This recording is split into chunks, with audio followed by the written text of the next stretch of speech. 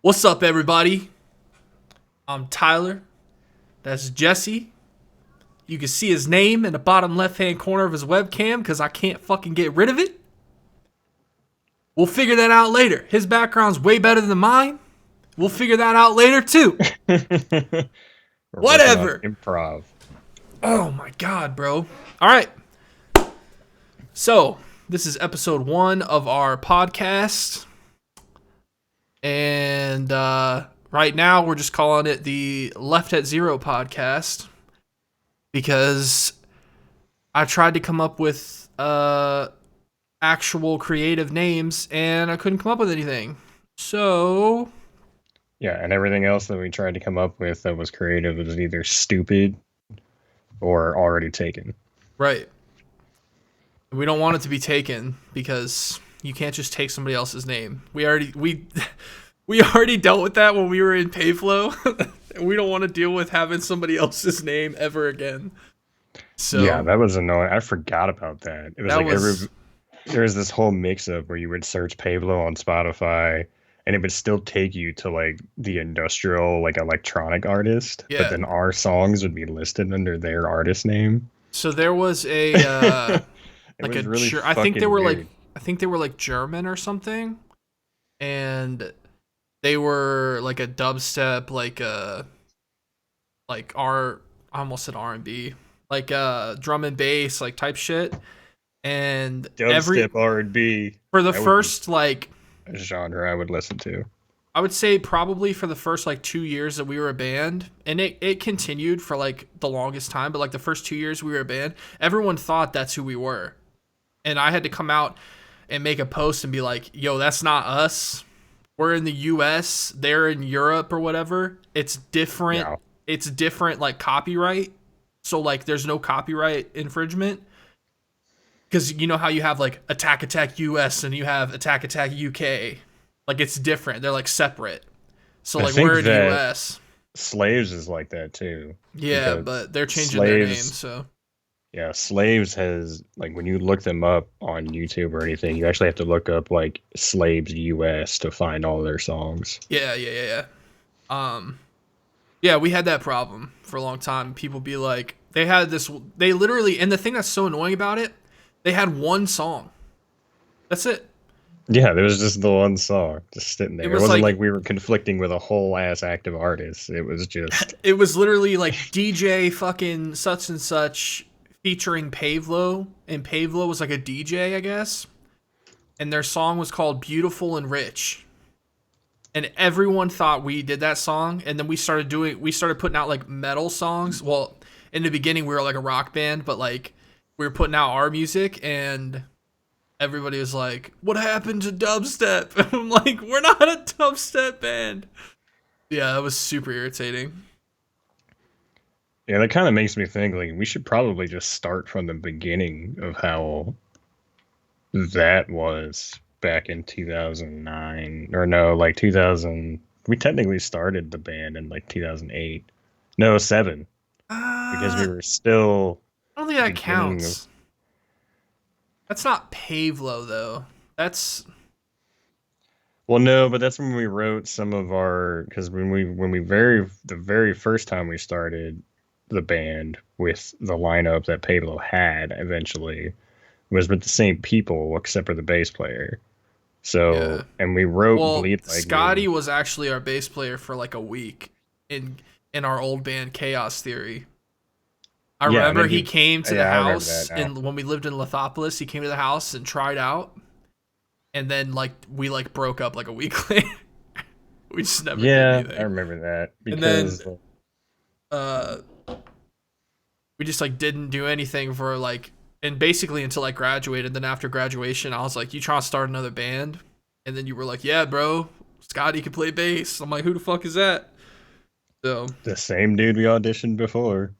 It yeah, was funny because like I knew he was already down because he told me after the first initial band breakup that he was just like, "If you guys do anything else, just hit me up because yeah. I got nothing else to fucking do." So I mean, I guess we can start there, but I don't know if we need to like go through the whole chaos theory history. We could just say like we were in a band called Chaos Theory for a little bit. We didn't really do that much with that band. Yeah, the only thing that we kept from that band was "Bleed Like Me," which is the first single that Yeah. we We released. wrote Bleed Like Me a long fucking time ago, and the 2009 recording that like we reference all the time was because when I was a senior in high school, I had like my high school band or whatever because I was in the music class, and this girl in my math class, she's like, "Hey, we need a metal singer for this project. Have you ever recorded in a studio before?" And I was like, "No." And but I was like in a band. I know like we were talking about like starting recording. I was like, "Oh my god, like this is my in with a recording studio." Because back then, you're just a little fucking kid. You don't know anything, and you think getting into a recording Yeah, studio is super hard to do. And it's literally like just send an email I and know. book a Back time then, slot. But back then, we're like, "Oh my well, god." because back then we had this thing in our minds. It was still such a like dream fantasy type of thing that um we didn't know like how the system really worked. The only at that point we only knew like, okay, start a band, play music together, write songs. We weren't even good at writing songs at No, first. we We had no weren't. structure at all. There was just we didn't know how to count at Yeah. all. There was just like Um. every when we finally figured out to put everything in like multiples of like 2 and 4 and 8, it Yeah. was like, okay, now everything's starting to like make sense again. But I remember like the very first time we wrote like Bleeding Anger, like we didn't actually know how long any of the verses were. You just Yeah. had to pay attention to like your vocals and which last line you said to know when to start the next part. Right. And it made like the show we played at the school like kind of like embarrassing for like two whole measures for his hot second because like I started this whole part kind of early on the guitar Yeah. and then I remember that. It's like our it first was live just video ever. it was just a train wreck, and like even looking back it's super cringe, but the thing is like only we know that. Right. Anybody else who watches it is like, bro, that looks so sweet, and we're People like, who no, like it's don't actually terrible. understand what music is, they have no idea. Because so when we started that band, I was in 10th grade and I had just quit. I was in another band right before. So we transferred to ACPA, right? Which is Yeah, for people who don't know, which is probably a lot of people unless you're from Columbus, like uh it's like an art school basically. It was a charter school. And we went there because we wanted to do music and because Reynoldsburg fucking sucked dick. So yep. we we transferred over there and I was in a band with some of my Reynoldsburg high school friends and we actually did a recording in my friend's basement and it was horrible. It was the worst shit. But we I remember recorded when it, you first did it, you guys were like, oh my god, this is dude, so sweet. because when you first like record your first song ever, you're like, "Yo, it's so fucking sick, dude." And then you sit down and listen to it and I'm like, "Wow, we suck real bad. This song has no structure at all. We're just playing and I'm just screaming and shit." And so when that happened, I ended up quitting that band because I was like, this is a fucking waste of time. And I ended up, we were like on the school bus, I think. And you and Craig were talking to each other because we met Craig at ACPA. And you were like, yo, he's a drummer and I'm a guitar player. So we're going to start a band. And then you were like, yo, my brother can sing. And he came up to me and he was like, yo, you trying to be in this band with us? And I was like, nah, man, I'm in my other band with my other friends. And then I ended up just saying fuck them and joined you guys. So that was Jesus Christ. Yeah, I remember that whole process because we fucking I think it was the whole initial thing was my idea because like I was just in the music class to just play guitar and like do a thing. I wasn't really expecting to like try to start a band or anything. But then I saw Craig drum in the music class, and I was like, bro. And so like I I kind of like cornered him on the bus when that happened. And it was just like I sat next to him, and I was just like in this. I was real like kind of like I guess you could say aggressive, like, but I wasn't like in his face. I was just kind of like really upfront. Yeah. Like I was just kind of like sat right next to him on the bus. I was just like, "Hey, trying to start a band," Dude, that and then was the like, other thing too. That fucking school bus. We rode the bus to school with like 6 people. There were like yeah, 6 Reynoldsburg kids who all transferred there, and we all rode the bus together. It was so like we had the whole bus to ourselves. It was insane. Like, yeah. Not only that, but it was the type, since there were so few of us, and there was a paid charter bus to come get us to go to the charter school. They would just come to our house and pick us up. Like we didn't have like a bus stop. no, they didn't. They didn't come to our house. They went to Craig's house. They didn't come to our house. We lived too far. Remember, we had to go to get picked up. We had to go to the high school to Oh get picked yeah, I up by the remember. bus. Yeah, Well, they would take it, but they would take us home to our house though. At the end of the day, they would drop right. us off in front of the But they house. wouldn't pick us up at the house. They would just drop It's us so off in fucking front of our random. house. It's so fucking Almost weird. fucking forgot that that was Yeah, like a. I But don't yeah, know. but It's the then, way like the routing worked or whatever. but yeah, I basically was just like, hey, I'm starting a band and you're the singer. I didn't even really give you the choice.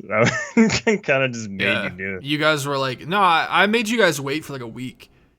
You were like, join this band. I'm like, I don't know, man. I don't want to sketch on my friends. And then I was kind of just like, fuck it. Like, Well, we kind of suck dick anyway. So I'll just join your guys' band. yeah, I remember. Well, because like at first, I'm pretty sure it was you were just like, I'll just be in both bands, like it's whatever. And then I think it was not too long after that I think you just realized that like they sucked and you didn't like half the people that were in the band anymore and you were just like done with them. So Uh, then we just kind of committed. I didn't have any issue with them. It was just like, I just felt like our band was better. So I was just like, I'm going to focus on this. So, Yeah. And then actually, of course my headphones are going to start dying here soon. got But wireless headphones? I thought those were wired headphones. these are wireless. But I mean, worst case scenario, I'll just use my speakers for like a minute. But Anyway, anyway, yeah. Anyway, that is when me and you first started being in a band together. Cause like you were playing guitar, like you knew that I could like scream and shit, but like and sing, but like we weren't like we never like married the two together until high school. We went to that art school, and in art school is where we learned what music theory was. And once we learned what music theory was, we had already started the band at that point, but that was like October and school started like the end of August. So it was like the first couple months and we were still kind of learning like what the fuck music was.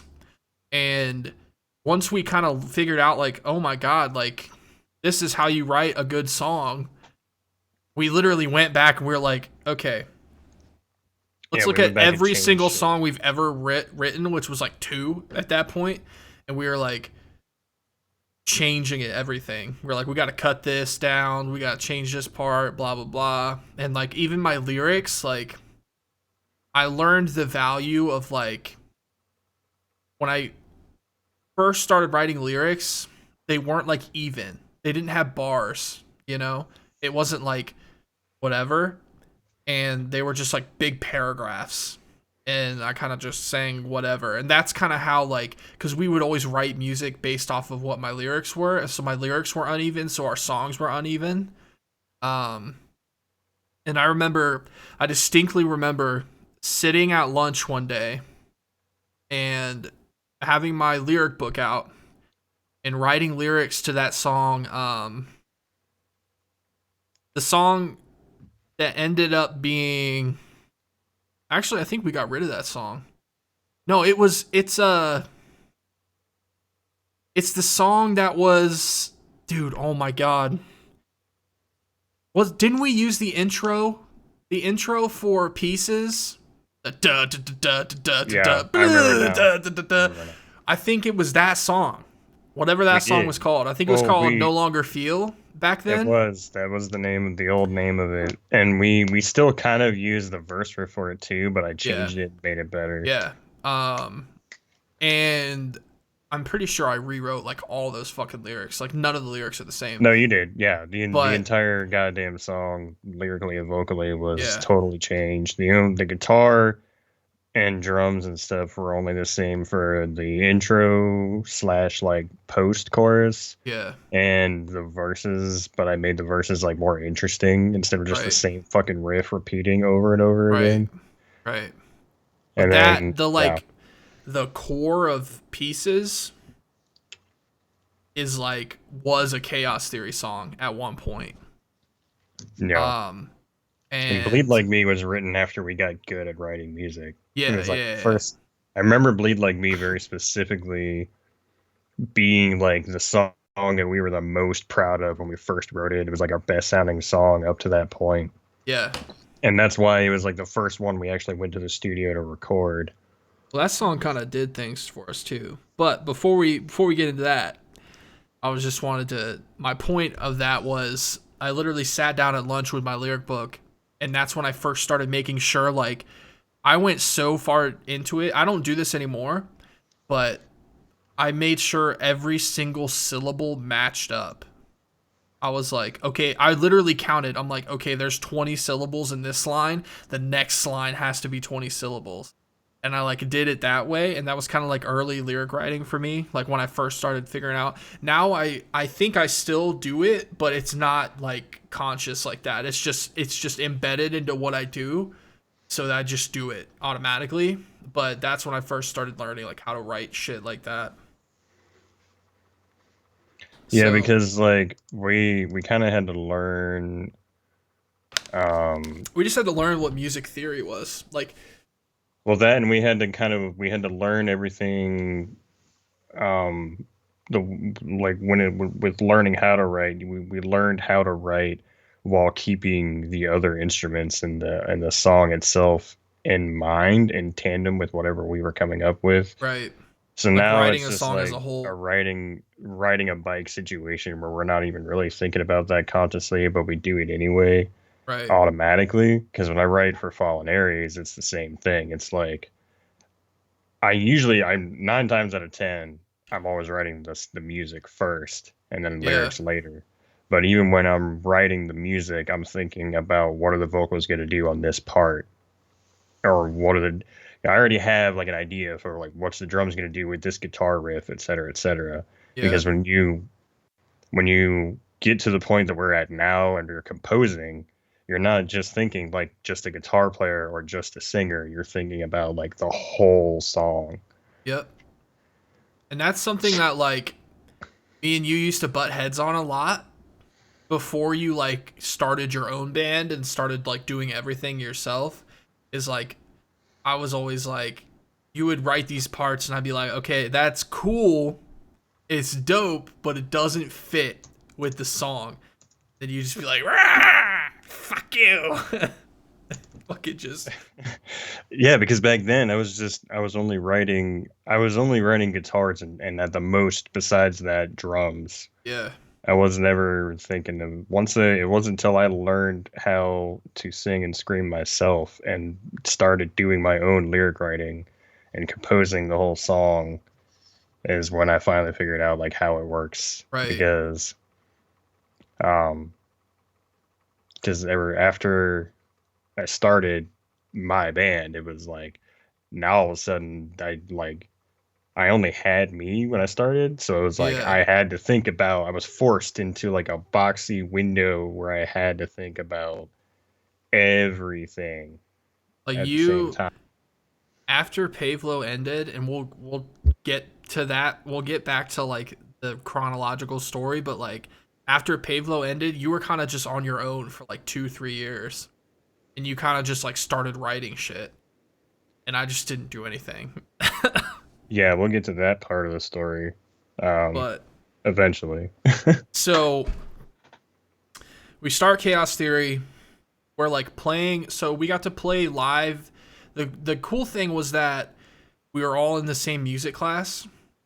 So our music class got to be our band practice. So we would like write songs for school because we're in this music class, and it would be like songs for our band. And then we would play shows at school for like, performances or whatever. And it was like our first show as a band, which was like, I think that first Winterfest, we played All of Me Inside or whatever. That song was fucking lit, dude. Oh my god, I forgot about that. Dude. Actually, I might have to revisit some of the riffs from that song Oh my to god. make the Here we new go. I'm thinking about. That's what. Do you know what I do? I fucking I recycle know. shit, make it You better. fucking recycle shit all the time. That song was. Yeah, that song was dope. We played that live for the first time. The girl that I liked watched us play. I was like, fuck yeah. Yeah. Yeah. She still didn't like me after that, but like, she saw us play, so I was like, whatever.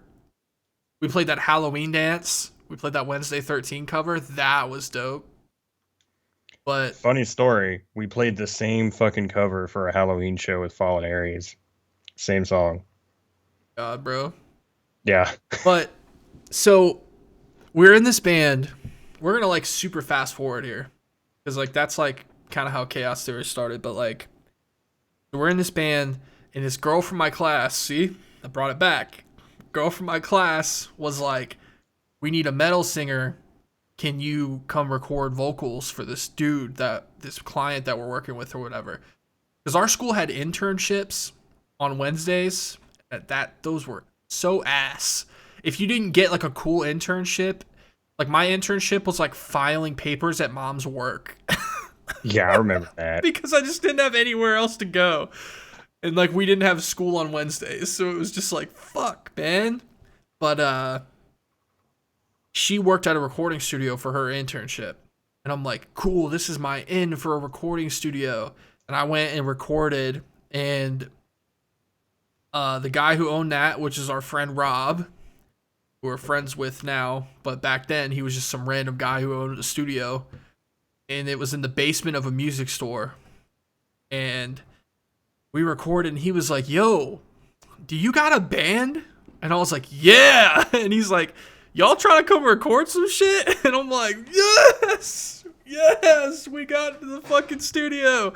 I'm like 16. I don't know what life is. And I'm just like, holy shit, we got into a recording studio.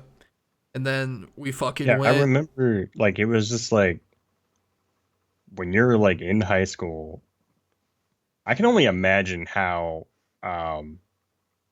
fucking like Mazda Flames felt when it happened to them and they just straight up got a fucking record deal out of Reynoldsburg. Dude. But Yeah. but we Jesus. Yeah, still in high school. by the way, we went to high school with like Mazda Flames. No BD. I don't think one of them. a few of them went to our school. You kind of talked to and hung out with. I was friends with Eli in like eighth, ninth grade, and then 10th grade I went to ACPA. But yeah, I was friends with Eli like 8th, ninth grade, and he's not. I don't think he's even in that band anymore. No, he's not. He quit, I think. But and I think I knew of the bass player. I think he went to Reynoldsburg too.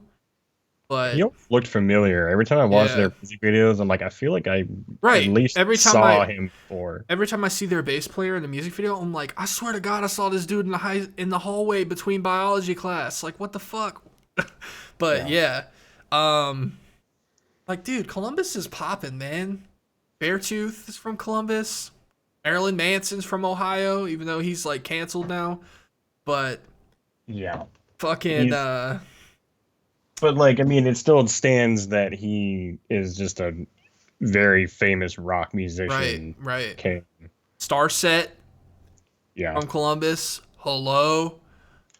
Fucking all these bands, like a lot of bands come here to record at Capitol House because they got that deal with like In Vogue, I think. So, but yeah, we fucking went into the studio. We wrote, well, you guys wrote Bleed Like Me while I was at school. I don't know why y'all motherfuckers weren't at school, but I think Because we were you graduating. were You were oh still in school. yeah, y'all graduated. I forgot. Because you were a year behind us, so you were Yeah. still in school.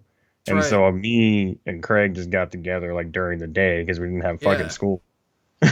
And we were like practicing anyway that day, so you guys like met up. You wrote Bleed Like Me, and uh I came home from school or whatever and went to the practice space, which is at Craig's girlfriend's house. And you guys were like, "Yo, listen to this shit. It's fucking crazy." And it was literally like the best song that like any one of us had ever written in our lives. And I like wrote the lyrics like in 3 seconds, so it's just like, blah, blah, blah. Yeah, But that's the best. That's my favorite thing that happens with writing music is when you get really excited about how something is turning out, and then you just get flooded with all this inspiration, and you're in a yeah. flow state, and next thing you know, the whole song's written in like one day.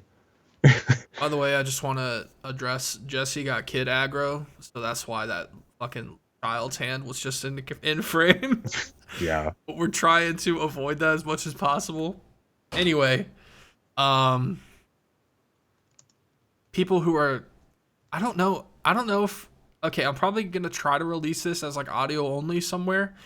We're not fully into that yet, but like people who are, if in the future people are just like listening to this, they're gonna be like, what the fuck is he talking about? But like, it's on YouTube, so like, check it out. Anyway, yeah, so that's where Bleed Like Me came from. That was our first band, Chaos Theory. And then we broke up because everyone got super depressed.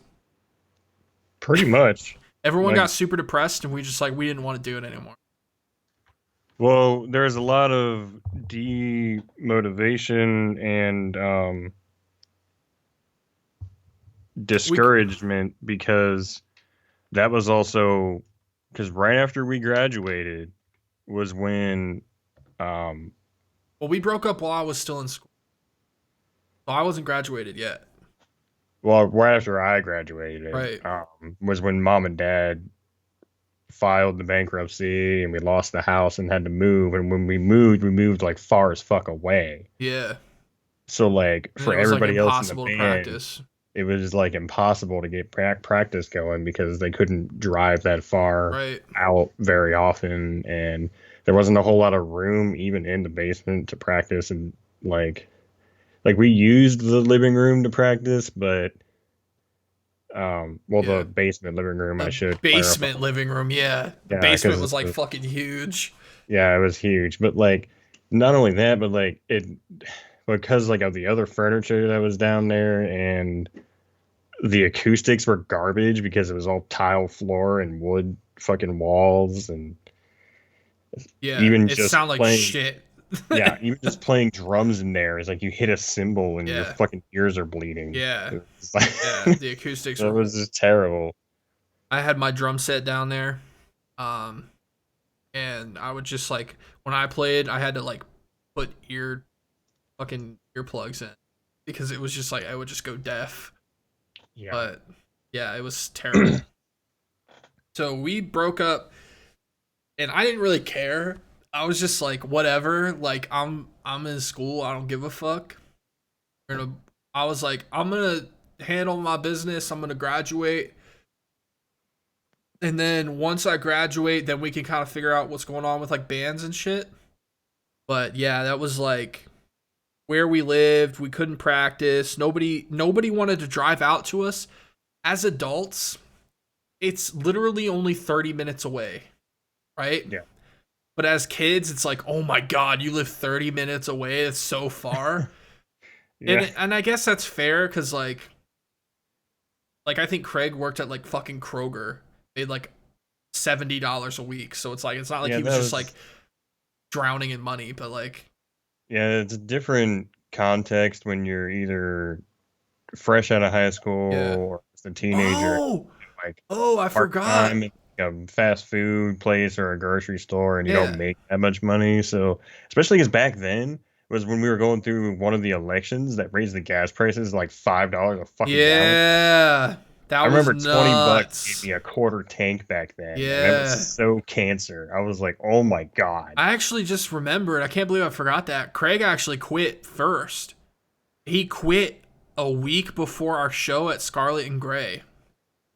Rips, Oh yeah. Rip Scarlet and Gray. I like that venue. I did. It was a nice venue.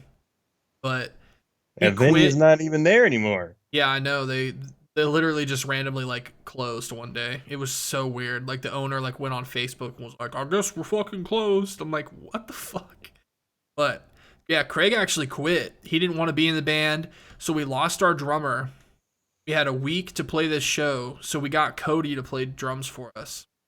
And then Craig was pissed because he's like, "Wow, y'all just replaced me like that." It's some like stupid high school shit, and I'm like, "How are you mad? You left. You quit the band a week before a show. Like he expected us to just like cancel the show." He's like, "Yeah, I guess it wasn't that important." I'm like, "Dude, you're so dumb." Like me and him got into it, but We were all kind of dumb in high dude, school. I don't even want to talk about it. It was so stupid. My sophomore year in high school was so much drama, dude. It was so ridiculous. But yeah, so he quit, and Lauren quit, who is now your keyboard player, so that's kind of funny. But she was our bass player at the time. She Yeah, quit. We the got whole Mike Majoris to play bass. yeah, Remember the whole him? thing, even today, I think about sometimes about how everything sort of became full circle because, Yeah. like, It's fucking crazy.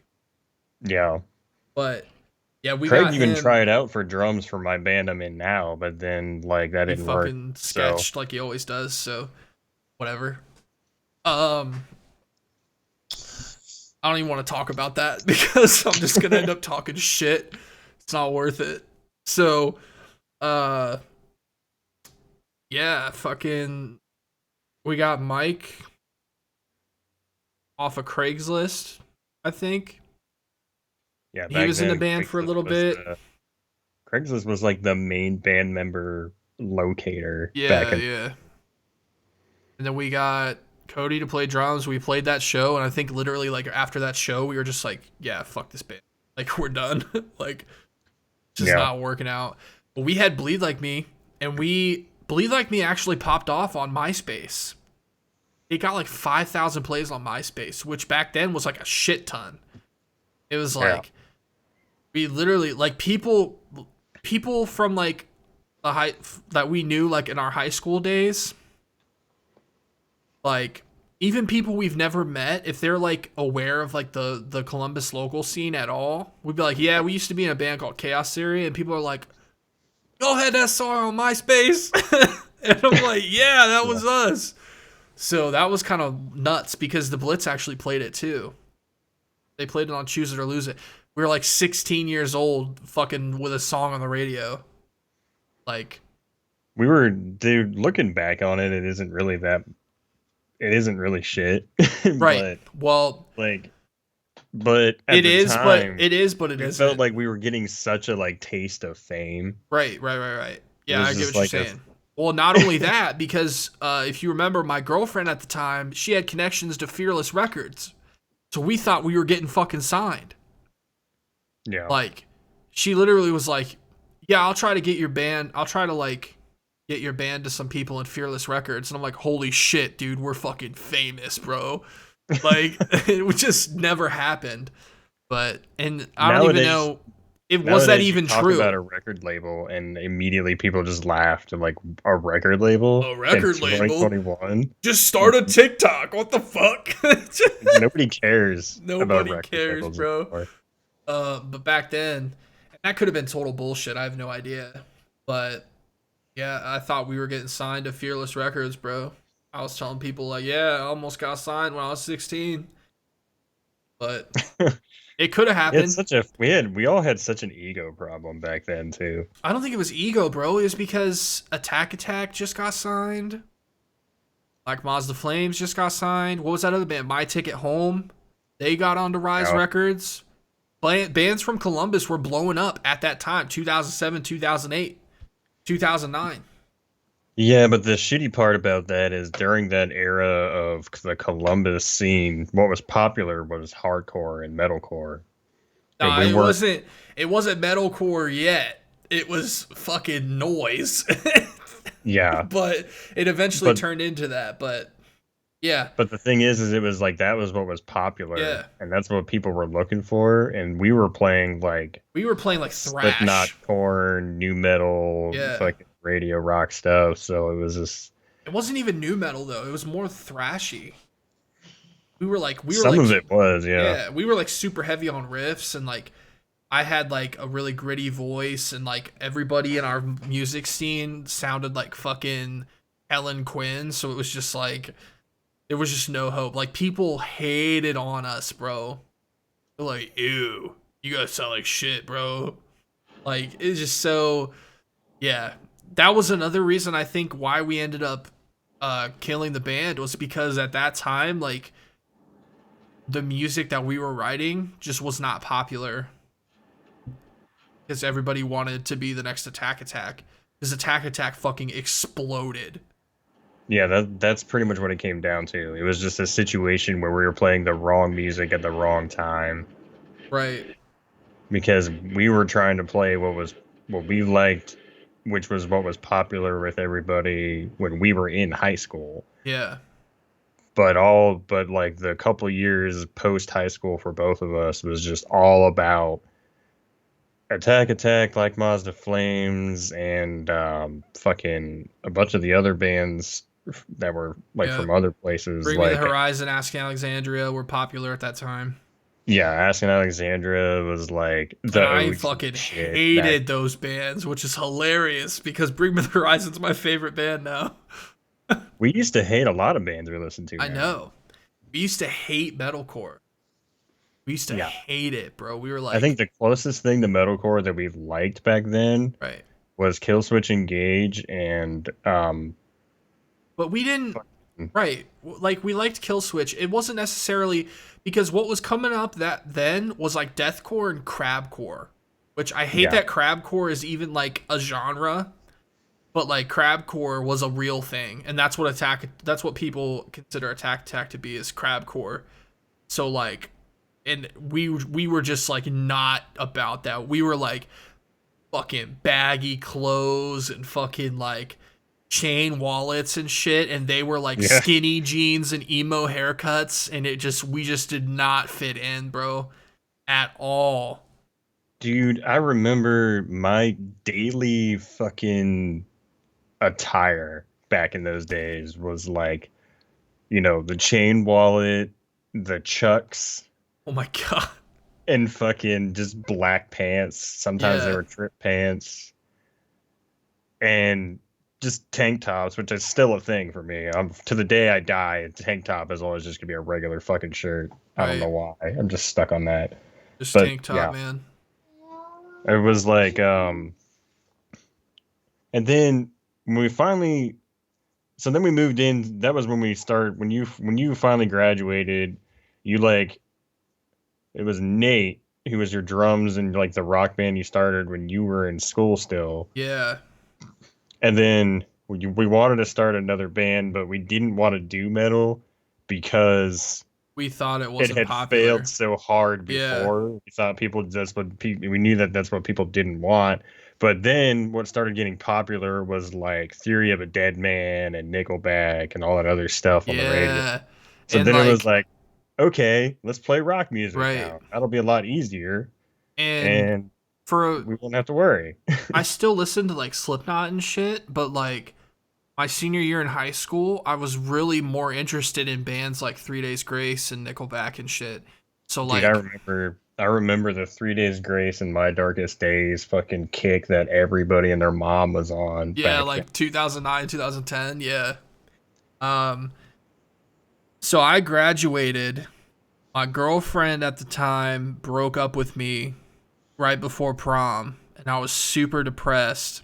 So when I graduated, I was like, I'm gonna start a band to try to get my girlfriend back.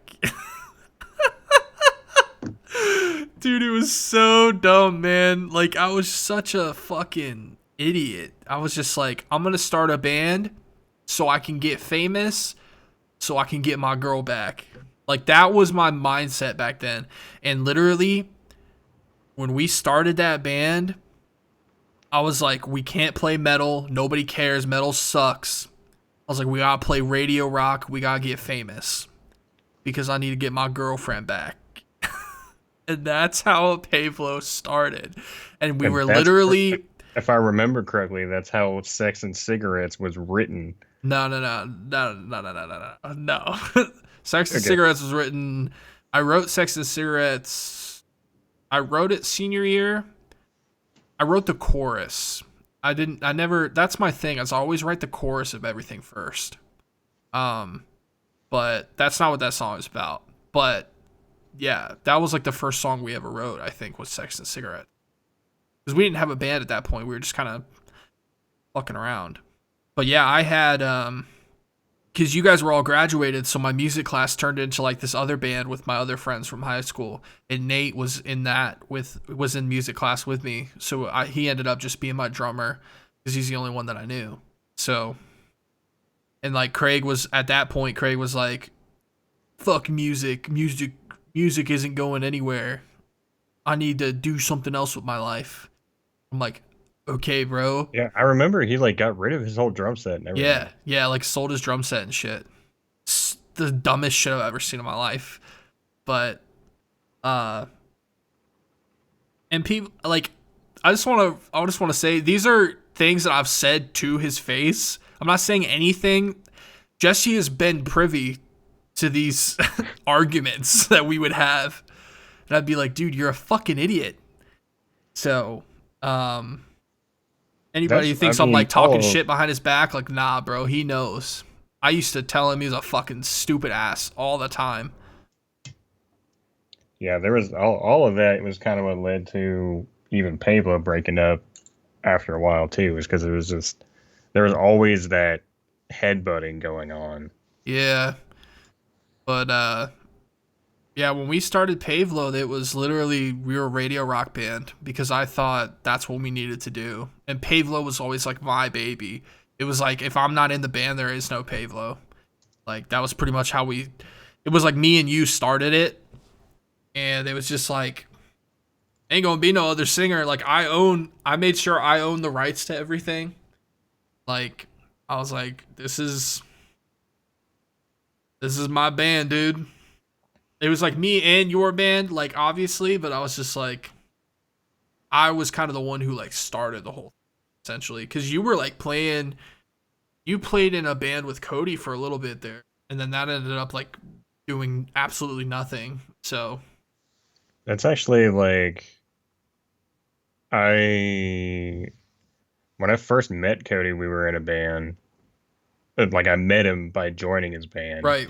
and um, that was kind of off and on for many years. Like we went through like a bunch of like ideas for a bunch of second guitar players, but the problem is like none of the ones we found could keep up with me, Yeah. and and like we couldn't find a vocalist for shit, Yeah. and And I auditioned for your band, and Cody said no.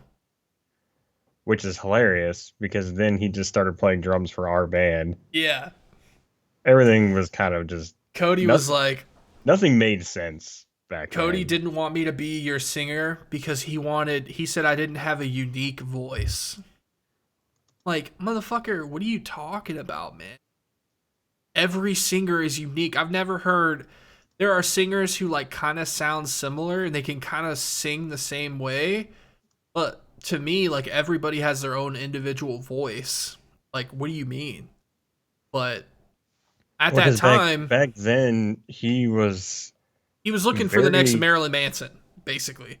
he was very closed minded to the kind of music he wanted to play. Yeah. He was like, it was either Slipknot for him when I first met him, it was all Slipknot, Static X, Marilyn Manson. It still is. What do you mean it was? It still But that is. was it. That was the Yeah. only thing that he liked and listened to. A Yeah. System of a Down and stuff like that.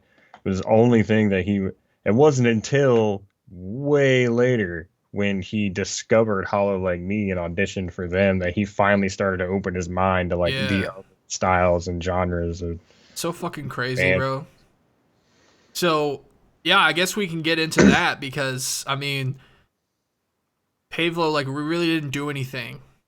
We were like playing shows and we recorded an EP with Rob as Pavelow as like our radio rock band, and then we like went on like a 2 year hiatus because we were just like, this band is trash. We're like, this Yeah, band is. we were kind of stuck in this loop of like feeling like everything we did sucked, We were like, and we couldn't well, keep band members. we couldn't keep band members, which was a curse that Pavelow had. We went through a shit ton Yep. of band members. Scotty was wasn't he our guitar player? Yeah.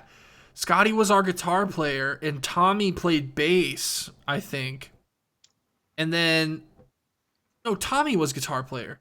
I remember Scotty was playing guitar at some point and then we switched him to bass.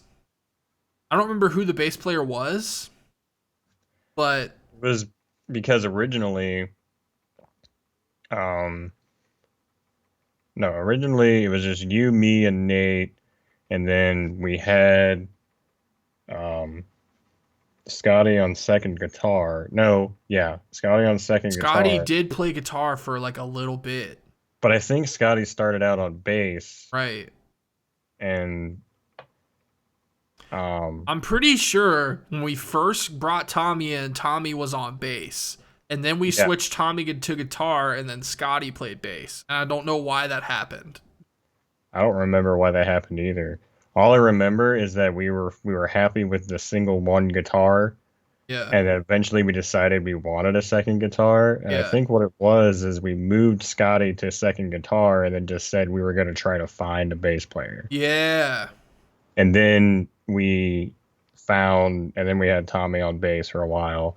And I think what happened after that was I think there was honestly I vaguely remember some kind of band discussion where we just talked about how um like Tommy wanted to play guitar Yeah. and not bass. Yeah. And And I Scotty was if I just like, and I don't give a fuck, dude. I'll play whatever, dude. yeah, and that's because that's the way That's how Scotty always Scotty was. is. Yeah, he doesn't care. He just, wants he's just there. He's there to be high and have fun. Like he Yep. doesn't give a shit what he plays He pretty doesn't give much. a fuck. So he was So, just like he's like, I mean, if he wants to play guitar, I'll just play bass. yeah. So, yeah. And as fucked up as it is, I'm still friends with Tommy. But I think the only reason I asked him to be in the band was because I wanted him to bring his friends to shows because we couldn't sell tickets. And like me and Tommy were Scotty, cool. yeah, the most tickets we could sell at the time was Scotty's family because Scotty Yeah. had such a huge fucking family. Like And like his whole family would come to our shows, which was like 20 people, and that was right, by itself, and that was great. right. But it was like, for some reason, you and I could never get any of our friends to ever show up. Yeah. I don't know. I don't Our remember friends are why. fucking trash cans, but yeah, so the way that happened was Nate was a junior when I was a senior, and Nate was in my senior like music band or whatever. And then I graduated. He was a senior, and then he met Tommy, and Tommy was a junior at that time. So then Nate was like, I was like, we were like looking for somebody, and Nate was like, oh, my friend Tommy can do it or whatever. And I met Tommy, and like we hung out. Me and Tommy ended up being like super good friends. We like drank all the time and shit. Underage drinking, fuck yeah, dude. But yeah, fucking, we like drank a lot back then. I drank a lot back then, but yeah, I think I was like I didn't even know if he could really play. I knew he could play like acoustic and shit, but he was like, that was the thing is he was like writing acoustic shit, and I was like, hey, do you want to be in our fucking radio rock band? Because I Yeah. was like, because Tommy was like super popular in ACPA. So I used to be super popular at ACPA, so I was like, yo, I'm gonna get Tommy in here so we can get all these fucking kids to come to the fucking show. And like I say kids, but I was like 18 back then, so it wasn't like I was fucking, super old or anything. But like that was essentially how that worked out. And then we ended up kicking Nate out of the band because he didn't practice and he couldn't play the songs. And we Well, were because like, this was a recurring theme for pretty much the entirety of the band's life, was that yeah, we were getting better and writing better songs that required a higher level of skill from the rest of the band members at what right, they played, but they weren't practicing and basically getting good enough to play what right. we write. We were writing So because we were like at Pavelow, we were kind of evolving it at the end of that 2 year life cycle of like the beginnings of Pavelow. By the end of it, we were like kind of going away from radio rock and we were trying to get more into like heavier stuff. It was like the yeah, natural progression. And he just like couldn't play it. He just didn't practice. Like he just didn't play at home and like he would only play at band practice and we were just like, dude, if you can't play the music that we're trying to write, like it's not gonna work. And he just couldn't play it. So we had that we had that same problem with Nate, but there was like there was two things with Nate. It was kind of compounding because he went through this phase towards the end where he was just like he had like an anger management problem for the last like couple of months, and he was just being like an a-hole to oh everyone yeah, I all the remember time. that. He was kind of So it being was like a like, dickhead. yeah, so it was like not only was he unable to play the heavier stuff we were writing because he just wasn't used to it or comfortable with it, Right. but then on top of that, every time we would every time you said something to him, he was just really sarcastic and passive aggressive. Yeah. It's like it just turned into a whole lot of like we didn't even want to talk to him or anything anymore because like he was just always an a-hole, like a Yeah. dick. Every time we fucking said anything to him, he was just a Dude, dick. I forgot about that. That's so fucking weird, man. But Yeah. I haven't talked to Nate. Fucking dude, Nate like fell off the face of the fucking earth, bro. Like just I Yeah, remember I don't just one day he just want stopped to do getting it. on Facebook and I just never heard from him again. I Same with literally Scotty. have no I don't idea. Yeah, Scotty did that too. Scotty Like doesn't what the fuck is Scott? Scotty doesn't use fucking anything. Right. No Facebook, no Instagram, no nothing. He's just fucking in the wind. Yeah. The only time I know for a fact that we could still get a hold of him if we really wanted to Right. because like he still has a phone and like a phone Right. number. But the only way you can really like get that his phone number even is from like um Rihanna. Yeah. And that's just because they have a kid together. So like Right. it's the And only person I know that like that's like a has whole drama thing too cuz they're not together anymore. So it's like yeah. it's super awkward. I You just mean, don't as even far as want to I do it. know, as far as I know, they're cool with each other now, and there's Yeah. not a whole lot of drama between them. But like, it's just funny because it's like Yeah. because she's the mother of his child, she's like the only way I know to get a hold of We Scotty. used to have to message her to get a hold of him. And it Yeah, was I remember that. so and I think that's eventually why he ended up quitting just cuz like his life was just not together at all. So he ended up Yeah, quitting the band. yeah, because he was having trouble keeping a job, and then his car kept breaking. Right. And it got to a point where he literally just like he had to quit the band just because he couldn't make it to practice Right. anymore. He had no way to get there. He Right. had no way to keep coming to practice and keep learning the songs and keep jamming and all that other stuff. It was just impossible for him to Right. do it. So we got rid of Nate and then Tommy, which I saw coming like a mile away. I was like once we kick Nate out, like Tommy's not going to want to be in the band anymore. That's his friend. So we kicked Nate out, Tommy quit, and then we got Cody to play drums for us again. And Cody was in like 14 different bands at the time. And I remember we were at the studio, we were trying to record the second EP, and he brought his friend with him, and his friend was just like talking shit about us the whole time. and it was just like super drama and fucking annoying. And then literally like after those studio sessions, which we still have some demos from, which is funny, but literally after those studio sessions, we were just like, yeah, this band is cursed, bro, because we couldn't find a bass player, we couldn't find fucking. Well, no, Scotty was playing bass. Well, Um, the thing is after Scotty, we kept trying to find other. We well, went Scotty through hadn't like, quit. Scotty didn't quit the first time. I don't think. I think he was mm, still in it. well, yeah, but we even after he quit, we still tried to be a band, and that was when right after he quit is when Craig's like, I guess You have child non aggro. his lack of motivation that was already there got even worse after Scotty quit, Yeah, especially because like for a while we just kept having like Tim and Jeremy and Cody just fill in for all you're of our you're shows. skipping ahead. You're skipping ahead. Am I? Yeah, you're skipping way ahead. You have child aggro. She was like walking up behind you. Go. I was gonna. Oh, I think he said he's the bathroom or something. Well, not a big deal. Anyway, um, fucking dad life. Um, so yeah, we literally. I remember like I think it was literally like we finished a studio session and it just went horribly. Like we didn't even get a song recorded because it was so bad because Cody like couldn't play the right tempo or something like that. You remember Yeah, for that? some reason, I to this day, I don't know if it was one of those situations where he legit just didn't know how to play it at the correct tempo, or if it was one of those things where it was like studio nerves, because like sometimes that can happen, where I like don't you, I don't know if it was that because Cody was in like a touring band before he joined.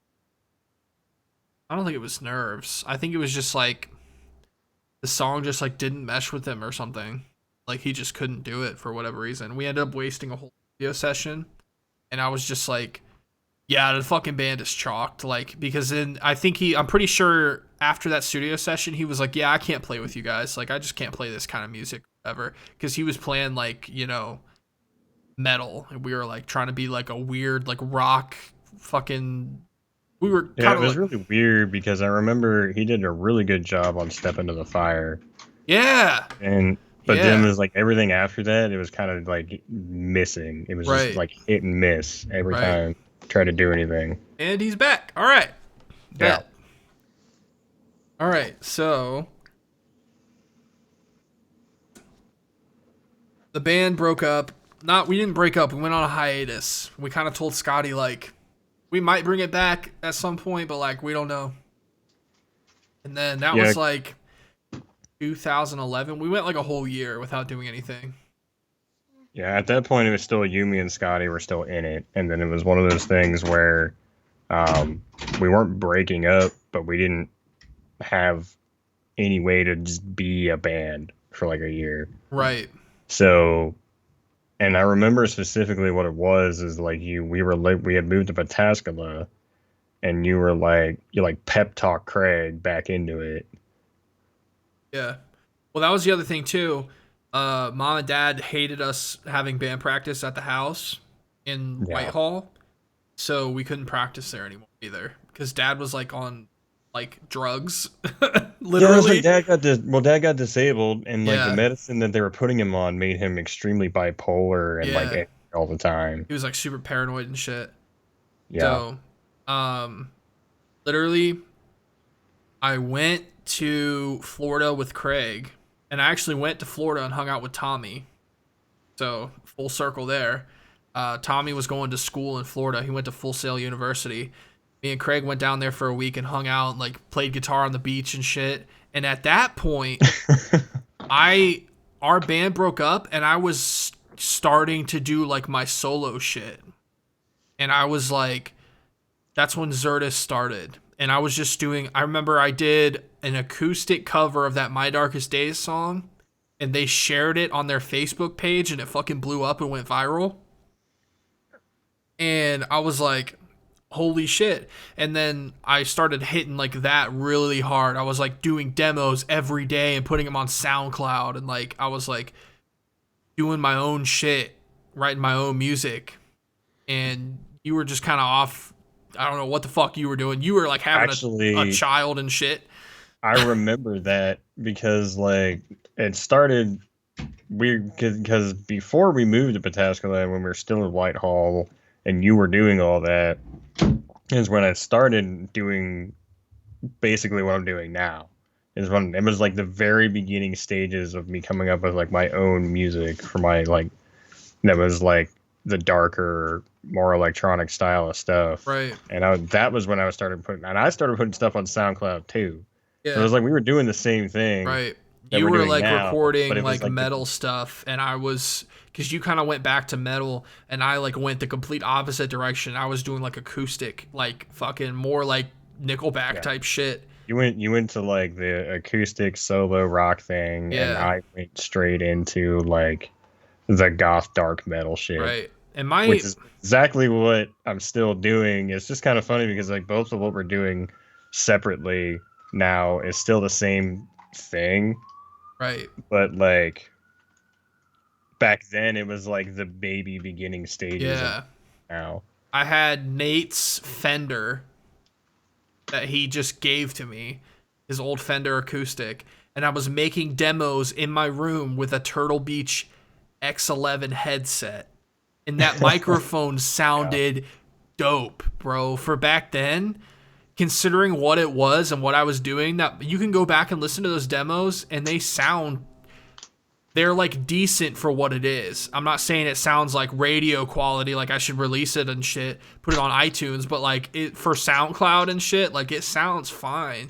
And I was like doing my own like audio editing. I'm not going to call it mixing because I didn't mix anything. I turned the Yeah. volume up and down, and I like did cuts and like moved stuff around, but I didn't like do anything like that. And I was literally just like writing the shit out of music, bro. I was just like doing covers, and my covers were kind of popping off on YouTube.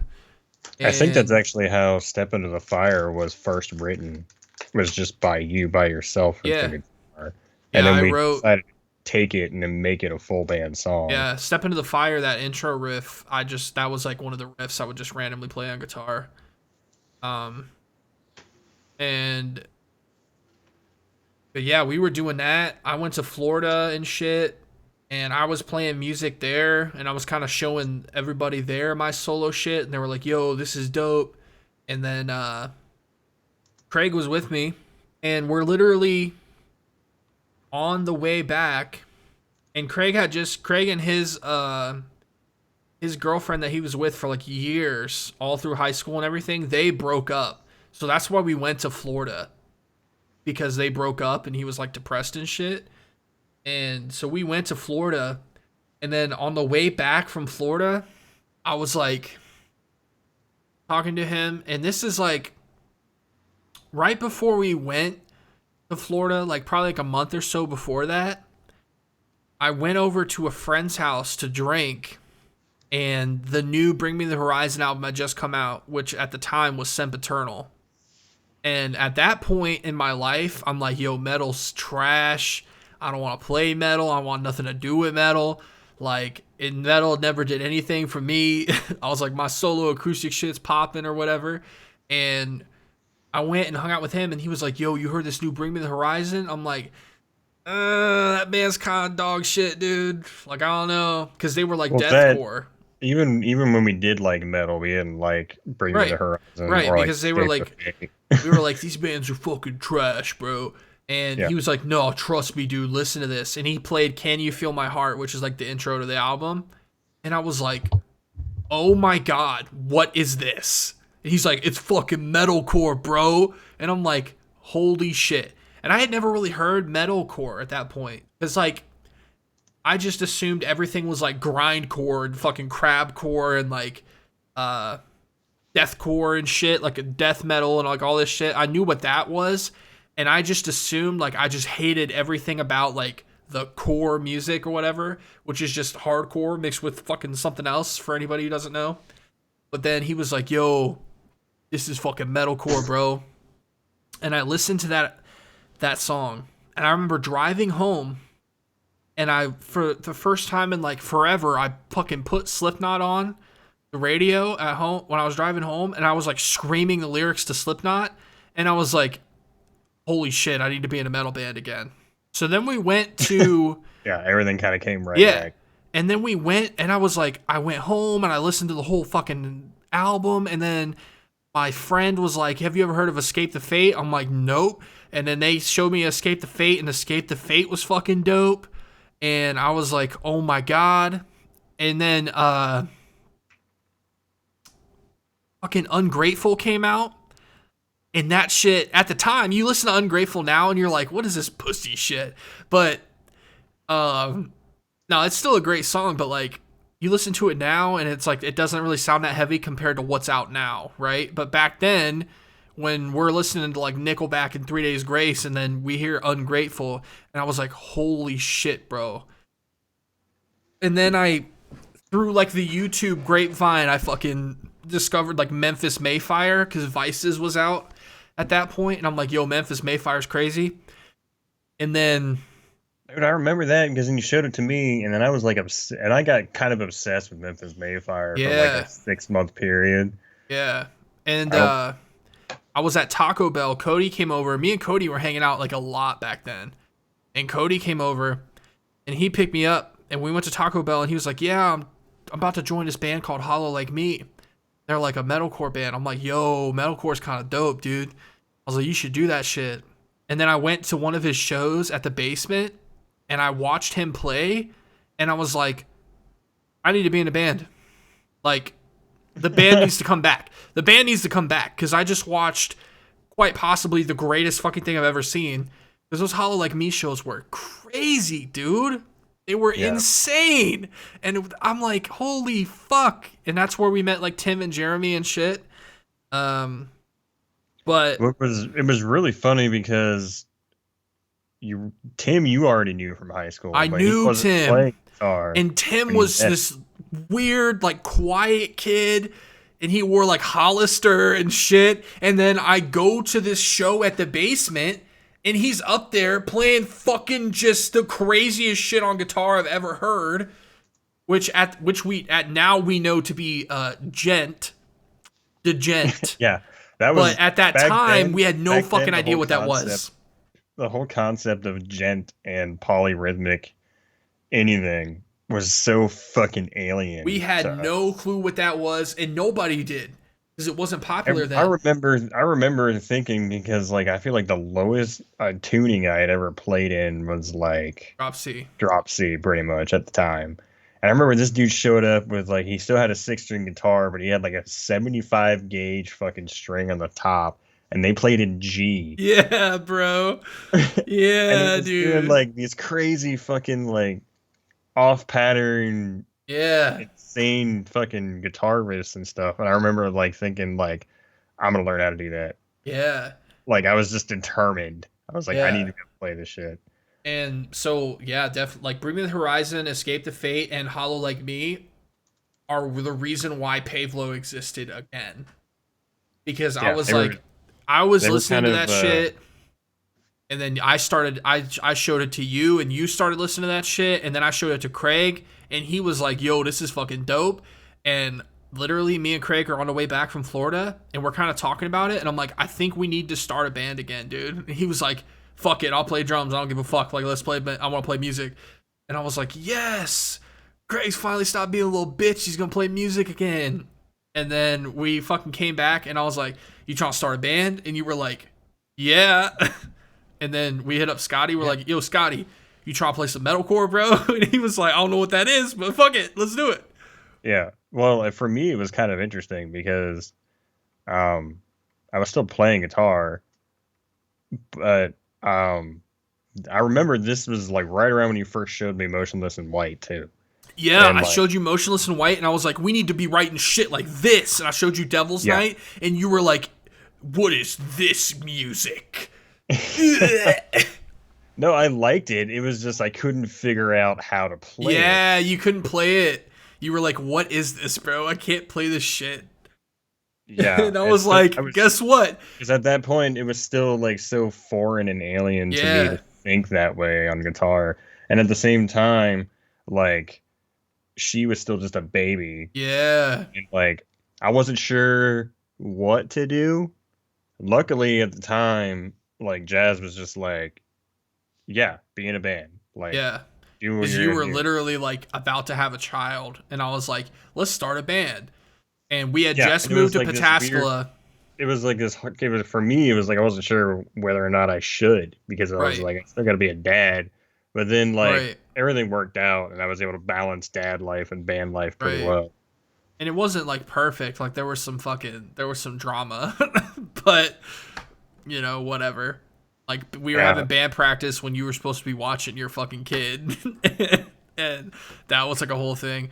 But we had just moved to Pataskala, and it had that finished basement with the soundproof room because the guy that we got the house from used to record bands there, and it was just like yeah. perfect. It was just like everything just fell in our laps. It was like metalcore was on the rise. We liked it. We wanted to play it. We had no idea how to play it at the time, but we were like, we gonna fucking learn today. We gonna fucking learn today because like whatever, dude. And I then remember the first time we got together to try to practice again and start getting back into it. we played Bleed Like Me the We first thing we yeah, we played. didn't know what else. We didn't know what else to do, but we knew we still wanted to have Bleed Like Me. Yeah, But I remember very specifically our first practice back that we were so out of like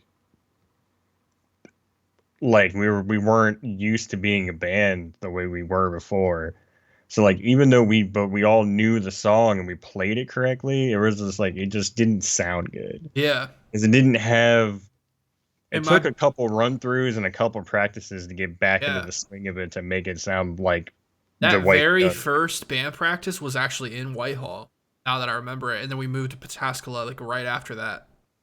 Yeah. Um, it took a long time. It wasn't like let's start a band and then Pavelow became a thing and we started playing shows, got on the radio and all this shit. It was like it took a long fucking time because we had to learn how to play this music that we wanted to play. And in the meantime, we were playing our old shit, which was like rock pretty much. But we were like kind of writing. And the first thing that we ever wrote as like the new Pavelow that wasn't just a rehash of an old song was Bottles and Guns. Yeah, I remember very specifically the that song from my end of writing it was really interesting because I wrote the guitar part based on a totally different band that wasn't even a metalcore band. Yeah. Like this other band that was like another half techno, half metal band, kind of like Attack Attack was, Yeah. but they weren't like hardcore or anything. They just had like a lot of riffs that I liked the style of playing on the guitar that they were doing, which is where the whole da da da da da da da da with like the Yeah. crazy lead over top of it Yeah. thing came from.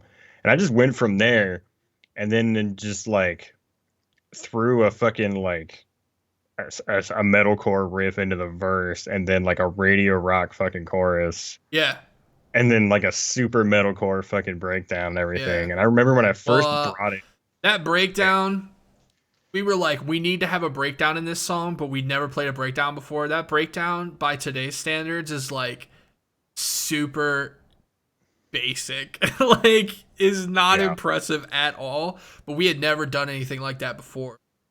We just kind of threw it in. Yeah, I remember for us, it was really exciting at the time because Yeah. it was the first time we were able to play like the kind of music we were learning how to play. Right. I remember we brought that in, and Craig was like, holy shit, I'm gonna have to practice this because I've never played drums like that before, like offbeat, like really like polyrhythmic type shit. And that song wasn't even really like it wasn't super genty and it wasn't super like metalcore. It was kind of a marriage of like thrash, which is what we used to play in Chaos Theory, and then with the new metalcore like elements that we were trying to throw in. And that's why everybody kept saying like we were like a thrash band because we like had bottles and guns and Well, not like only that, the between Bottles and Guns and Pieces both were like both of those songs are kind of like a balanced mix between the old shit we used to do and the new shit we were right. doing. So our shit Pavelow Pavelow's like sound basically became like radio rock choruses with like breakdowns and fucking like shredding and guitar solos. Yeah.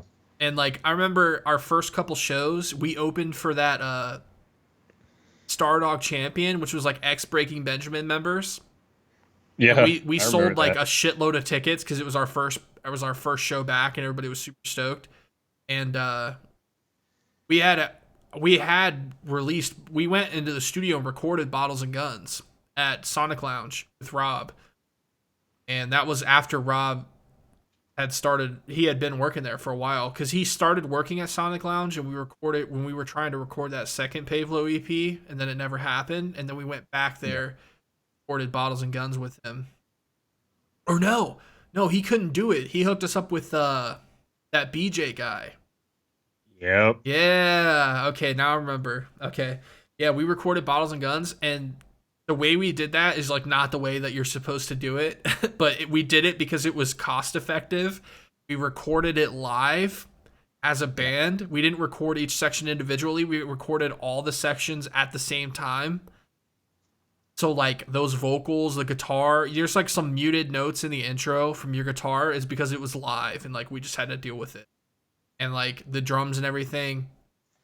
And I remember Craig had a different drum part for the verses, but he couldn't play it clean enough to the click track. So we were like, just play Boom Chicks, dude, like whatever. Yeah. And that's super thrashy, which is why everybody was like thought we were like a thrash metal band because it was literally just doom doom doom doom doom doom, and it's like it worked, but it was like we literally made that split-second decision in the studio to cut that because we were recording it live and we recorded it in like 2 hours. And then Yeah. he literally mixed it in like 30 minutes and then mastered it and then sent it to us. And Yeah, it was like which is very not how you're supposed to do it at all. very amateur Yeah. process. Very amateur, dude. And Even for me, even for me now recording and doing the new version of Bleed Like Me, yeah. even though I knew the song in and out, the song was already written, it's still like it still wasn't something that I was like I knocked out in one day, mixed it all this in 30 minutes, mastered it, and then was just done. Like no, I took the time to like Yeah. mix it and make it sound the way we wanted it to sound. Right. And like took like weeks. Yeah. We know way better now, but like back then we were like this is $55 an hour. None of us have jobs, so like it was literally like you were paying for it by yourself and we were just Yeah. like dude, we just got and I worked at like UPS making like nothing. So yeah, with that song and then we sent it to the Blitz and we literally sent it to the Blitz on a Friday night and they played it Sunday. Like 2 days. Yeah, I remember that was really weird. It was like the whole recording process was really quick and easy, and then getting it on the radio was quick and easy. It did. If I'd extracted this, I would get $10,000. Hopefully we'll have this situation sorted out on the next podcast. Yeah, probably next podcast we'll probably just do like on like a Monday or a Tuesday or a Wednesday. Yeah. Oh shit. So Pavelow was a thing. We got the song on the radio. We played that first show, and we were kind of popping off, but we were still playing like old Pavelow. We were playing like old Pavelow songs that were kind of like in that in between era. We weren't playing like our early shit. We were playing like our late Pavelow shit that nobody had ever really heard because the EP never got finished. And then as eventually we just kept writing and we ended up replacing a lot of that shit. But I remember we booked that show on Christmas Eve. Was it Christmas Eve? It was like a Christmas show at Screaming Willie's. I think the show itself was. I don't think it was. It wasn't. It was a Christmas show, but it wasn't like around Christmas time. It was like the 18th of December or something like that. Yeah, like it was really close. It wasn't. It was. Yeah. It might have been like the 23rd. So we played. We booked that. That was an X Factor 1 show, and X Factor 1 was like big in the scene. They were like a I big. remember. Yeah, I remember very specifically that was our first show with them, Yeah. where they were hosting the show, and they liked us, and that was our first impression on them. Right. They liked our energy and songs and music and That show and was type of insane. crowd we could bring. We They brought. were just Bro, we sold. They gave us 50 tickets, and we sold every single fucking ticket that they gave us. And he was like, we could have sold. We started telling people to come to the door, and he was like, y'all could have asked for more tickets. And we were like, well, shit, man, we didn't know. But we like outsold everybody else, and we made like a shit ton of money for them, basically, because we didn't get paid. But we played that show. It was the old Screamin' Willies, which turned into Exclusive, and then we played that show, and it was fucking. The stage was fucking huge. We had a sound. We had like professional sound for like the first time, because like we were used to playing like fucking Bernie's, which is like this little shithole with like a broken stage and like a sound guy, you know. and we used to tear that place up though. Yeah, we used to fuck Bernie's up. It was like bro. it was like a really small underground fucking I venue liked bar. it. It was a little shithole I on the liked- ground, but like But the it was- shows it were was kinda- the shows were always crazy because we'd sell Yeah. a shit ton of tickets. When this iteration of Pavelow, when we were Pavelow before, we couldn't sell fucking tickets to save our life. Like nobody cared. Nobody wanted to come to the show. We could barely sell 10 tickets. When we brought Pavelow back, we were like selling 30, 40, 50 plus every show, which for a local band in Columbus was like a shitload. Like every time that we played a show, we brought the most people there. And Yeah. like people were just hype about it because we hopped on that metalcore wave at the right time. And metalcore was blowing up. Memphis Mayfire was on fucking top 40 Billboard. Like it was in Bring Me the Horizon just blew up, and like everybody was into metalcore. So we kind of hopped on that train at the right time, and we were just selling the fuck out of some tickets, bro. Like it was so easy to sell out a show. We'd just be like, they'd be like, "Can you guys do 50?" And we'd be like, "Yeah." Like 50 is nothing. Yeah, like we wouldn't even. We sold like 45 for Bernie's, and Bernie's was fucking packed. And we fucking almost burned that place to the ground. That's why I liked playing there so much, because like A small The amount of type- people the felt way like a the- lot. the way that it was set up was really like personal with the crowd, because Yeah. the stage is like 2 inches off the fucking floor, Right. and like we would bring so many people that it would be so crowded in there. Yeah. Like I remember seeing, just because I happened to be fucking like 6'4", I could see the whole crowd because Yeah. I was really tall. And I remember there wasn't like barely any space. And Yeah. I remember, and one of my favorite moments will always be when there were so many people in there, and I got so fucking hot, and I was just playing shirtless like halfway Yeah. through this. Yeah. And then I remember getting into the breakdown of Bleed Like Me, and as soon as we dropped into it, like I saw people flipping over the pool table, Oh my and god. there's like, No. I know what you're thinking about, but it wasn't that. It wasn't that song. It was the breakdown for Vehement. oh yeah, We you're had right. just written Vehement, and we were playing Bernie's because I was going to bring that up actually after. I was going to bring that up. We were playing Vehement, and it was a new song, and there's a clip that I have on my Instagram where I'm like, everybody off your feet, let's go. And we fucking just started jumping, and you can't see shit in the video, but from our perspective, it was just like a shit ass ton of people, and like the pool table got flipped over and shit, and people were like, yeah, everybody's fucking losing their minds. And I'm like, oh my god, like we're gonna have to pay for this. Like we just broke a table. Not only that, but I was like, people jumping. I remember they Yeah. were getting pretty. Like, it was because it was underground, Yeah. and I remember the ceiling was really low. And so when we had people jumping, I was just like, that ceiling's gonna come down. any Ceiling's minute. coming down. We literally almost annihilated Bernie's. Like that show was nuts, dude. And that Actually, was like, I vaguely remember that venue saying something along the effects that they were still going to keep doing shows, but then they like only wanted to do metal bands yeah, after we started doing it, just yeah, because they had more success with like not just us, but like the other metal bands we were playing with. They just yeah, had more people showing up. It was yep. more popular at the time. Because So fucking metal was so big in Columbus at that point. it went from like just a campus bar that had like anybody come do open mic type stuff to like a metal bar Yeah. within like a month. And that shit was insane. And like that's just we played that show with X Factor 1 and like everything just took off for us from there. It was like we were on the Blitz like every fucking weekend.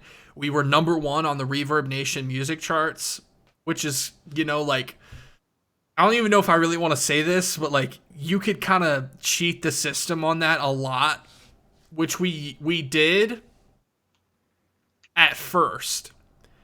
We cheated the system to get first on the charts. And by cheat the system, what we did was like I would spend 8 hours a day on Reverb Nation and on our Twitter messaging bands asking for a follow for follow. Yeah. Because Reverb Nation based like your band's popularity on your page activity. And there was like no regulation, bro. So I was like, I remember, didn't you like set up like a Twitter bot to follow like thousands of people? And when we did that, we just shot up to the top because we had like a huge amount of engagement. And I was like networking with all these different bands. And we were like trading follows and comments and likes and shit. And it was like Yeah. we were just working the system basically because I figured out like, yo, if we just like raw dog this fucking shit, we can get first. Because I noticed that's what everybody else was doing. So then we got first on the Columbus local metal charts, and from there we just never went down. We got first. I was like, that's cool. And then we stopped like using the Twitter bot. I stopped like messaging bands and shit, and we just stayed there because once we got to that top spot, we started booking so many shows. It was literally like I'm at work and I open my phone and I have 4 emails from promoters who want to book us who found us on Reverb Nation because we were number 1. And they literally like searched Columbus local bands and it was like Pavelow was the first result. And we got so many shows off of Reverb Nation, bro. It was insane. Yeah, I remember 2015 specifically. It was like I think it was like by March or April we were booked for the rest of the year. Yeah, I booked all of 2015 in the Within like the first first 2 couple of months of 2015. Our whole year was booked. I was like, we got shows all year. And 2015 was literally, we were popping the fuck off, bro. We were playing all these shows. We were selling all these tickets. We were recording. We released Pieces. Pieces fucking blew up. Sex and Cigarettes was on radio rotation. And fucking We had t-shirts. we got fucked. That was huge. We got merch. I Back hooked then, up that was a with big my deal. old coworker I worked at Pet Boys. I was a cashier, and the the shop manager, because Pet Boys has like their own mechanic shop like connected to it. It's like an auto parts store, like AutoZone, and then whatever. I don't know why I'm explaining that, but maybe somebody doesn't know what Pet Boys is. But like the old like service manager, he started making merch. He was doing like t-shirts and shit. So I got him to make us some t-shirts. We sold everybody t-shirts for no profit whatsoever. We made like $1 per shirt or something. We were just like $10, take it. And we got the shirts made for $9 a piece. And like we sold the fuck out of shirts. And then people would come to our shows, and every single person, all 50 fucking people that came to the show were wearing Pavelow shirts. And that was huge because promoters would see that, other bands would see that, and they'd be like, what the fuck? And then we had all this radio play, and we had our shit on iTunes and all that, and people were singing the fucking words to our songs, and no other bands had that at the time. Like, I remember we were fucking playing, that same Bernie show, we played Sex and Cigarettes, which is like everyone's favorite song, and both of us fucking hate that song. But Yep. we played that, and every single show we got to that one part in the bridge where I would put the mic out and have everybody sing, and every single person in the crowd sang the words. And I remember this dude like, holy fuck, how the fuck do you got people who know the words to your songs? And I'm like, because we're dope. That's how. Because we're fucking amazing. Like, Yeah. and shit was just popping off. And then the summer of 2015, we played Field of Fire Fest with X Factor again, because they were like, yo, you guys need to get on this show. And we played that, and that was fucking huge. We sold a fuck ton of tickets, bro. And we got paid for that show. We made like $450 on that show, bro, which was massive. We did feel the fire like 2 years in a row. Yeah. The second year wasn't as hype Right. because we were going through some member issues and because stuff the Fire Fest is when Scotty quit. That was his last show. And because it was his last show, he got his entire fucking family to come, which was like 80 people. His dad came to the show. And his dad had never been to a show before in his life, and he came to the show. So we got everybody to come to that fucking Field of Fire Fest, man. And it was just this big fucking huge stage outside on like a campground, and we fucking just annihilated, bro. That was intense. Yeah, the irony is like it was a very quick rise and fall. Very fast. 2015, 2014, the end of 2014, 2015, we were like, and then 2016 hit, and we were like, yeah. Like, Scotty quit the band. We had a second guitar player, and he ended up being a fucking psychopath. So we kicked him out, which we completely skipped over him, but he wasn't that important. So he literally didn't do anything for us at all. So I was like, it was very short-lived. Very short-lived. Yeah. We had a second guitar player, and I think he recorded pieces with us, and that's all he did. Yeah, I think so. And then Scotty fucking quit because of the same thing. Like, he was having issues with, like, you know, he couldn't keep a steady job because he had all these DUIs and shit, and he had to go serve jail time. And that's the thing about Scotty is, like, Scotty is the coolest fucking dude, but he just had so many, like, problems. He was like, if you wanted to sell tickets and you wanted to have somebody on stage who could play the absolute fuck out of a show, Scotty was your guy. But he never had money. He never had a job. His bass got stolen. Like, all this shit. His car broke down, and then he just ended up having to quit the band because he was also having a kid, too. So he was like, well, fuck, I gotta get my shit together. So he quit. And then literally 2016, like, we didn't do anything. The whole year of 2016 was a massive fucking waste of time. Like, the band just sucked. Like, we were still playing shows, but Scotty was gone, and Scotty, all of his friends and family was a huge portion of our fan base. And when Scotty quit, like, they just quit coming to the shows. And, like, some of them still tried to come. Some of them, they didn't quit entirely, but it wasn't like it was before where they were at every single show. And Scotty and his girlfriend actually did show up to a couple. Like, when we played in Newark that one time, they showed up. And that's when we did the One Step Closer cover. And he was there. But, like, so we started, like, struggling to sell tickets. And I personally felt like we played too much. We played too many shows. So people were, like, not as interested. So we quit playing shows. Yeah, it kind of got to that was a hard but valuable learned lessons for situation for me still to this day, because I remember thinking, like, we played so many shows that what happened is we just got burnt out. Yeah, we burned the fuck out of ourselves, bro. Not only were we burnt out, but it was like we were burning our fans and our crowd out too, because it was like, they're playing another show again. there's another show with the same set list because we didn't give ourselves enough time to write new music. We were just like, Yeah, show, that was show, show, show, show, show. yeah, that was a big mistake that to this day in Fallen Ares I don't let us do. Right. I was like, okay, the rules we need to follow for when we do this shit is like one show a month. Because if we do like every weekend or all this other shit, like all these other bands do, we're going to burn ourselves out and we're going to burn the crowd out. Yep. But also, we need time in between shows to write new music and come up with new set lists. So it's like not only are we giving ourselves and our fans a break, but then we're also giving ourselves the opportunity to progress as a band.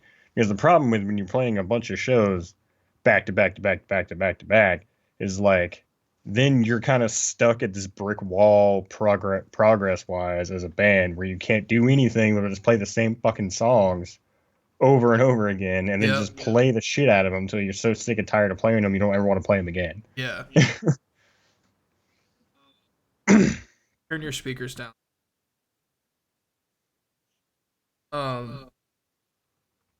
So yeah, we hit a fucking brick wall. We hit it fast and we hit it hard.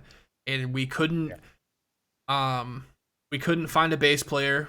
We had Tim played bass for us, I think, at some point, and then we had Jeremy filling in, they were in Hollow Like Me. And then Craig quit the band, which was bullshit because we were supposed to have band practice. And this was like right after I moved in with you. You lived in Canal. We were supposed to have band practice. He sketched on band practice, and then he texted us like 2 hours later, and he was like, "Yeah, I'll quit the band." And we were like, "What the fuck?" Like, here we go again with this shit, because he quit on us before. And unfortunately, that's just how he is, just what he does. So I was like, all right, well, fuck you too, dude. And then we pretty much just quit talking to him. And so we didn't have a bass player. We didn't have a drummer. Our band was basically 2 parts Pavelow, which was me and you, and then 3 parts Hollow Like Me, which was Tim, Jeremy, and Cody. And because we had these shows booked and we wanted to fulfill our obligations, so we didn't have time to audition members. So we just got fill-ins, and they played for us, and then we played. We did end up getting that one dude to play guitar, eventually. Our second guitar player. I don't remember his name, but he lived with you for a little bit after I moved out. That was Drew. Right, and then we played Scully's, which was a horrible show. Yeah. Do I even want to talk about that? I don't know. Well, I feel like we should talk about it a little bit because, like, the show itself was horrible, but what happened with us? Okay. We redeemed it a little bit. Like it started out garbage, but then we kind of were able to kind of make it awesome with the way things happened. Right. So we booked this show at Scully's, and for anybody who doesn't know, Scully's is super hard to book for because they have very strict ticket sale requirements if you want to play on the weekends. If you want to play Friday, you got to sell 500 tickets. If you want to play Saturday, you got to sell like 2,000 tickets or something crazy like that. It's just fucking the most insane shit.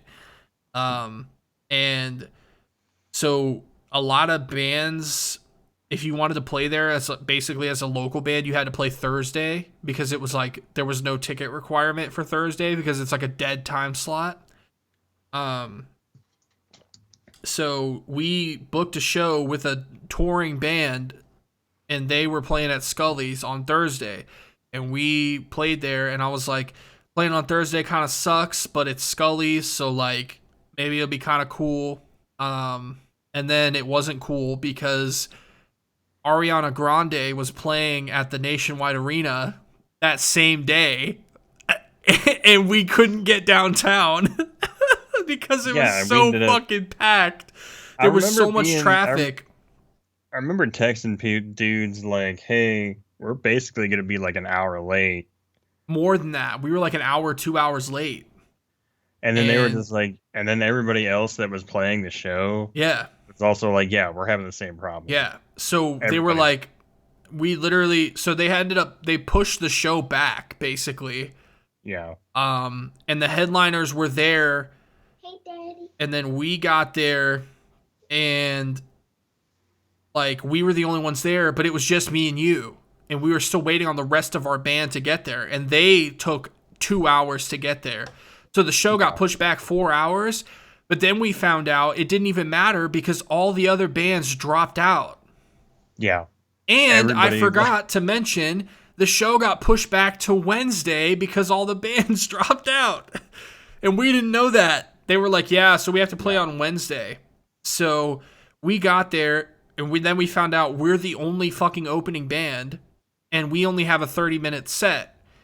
And we're like, what the fuck? So our whole band gets there, and we're like, we only sold like 12 tickets. Like, nobody came because it's a fucking Wednesday night.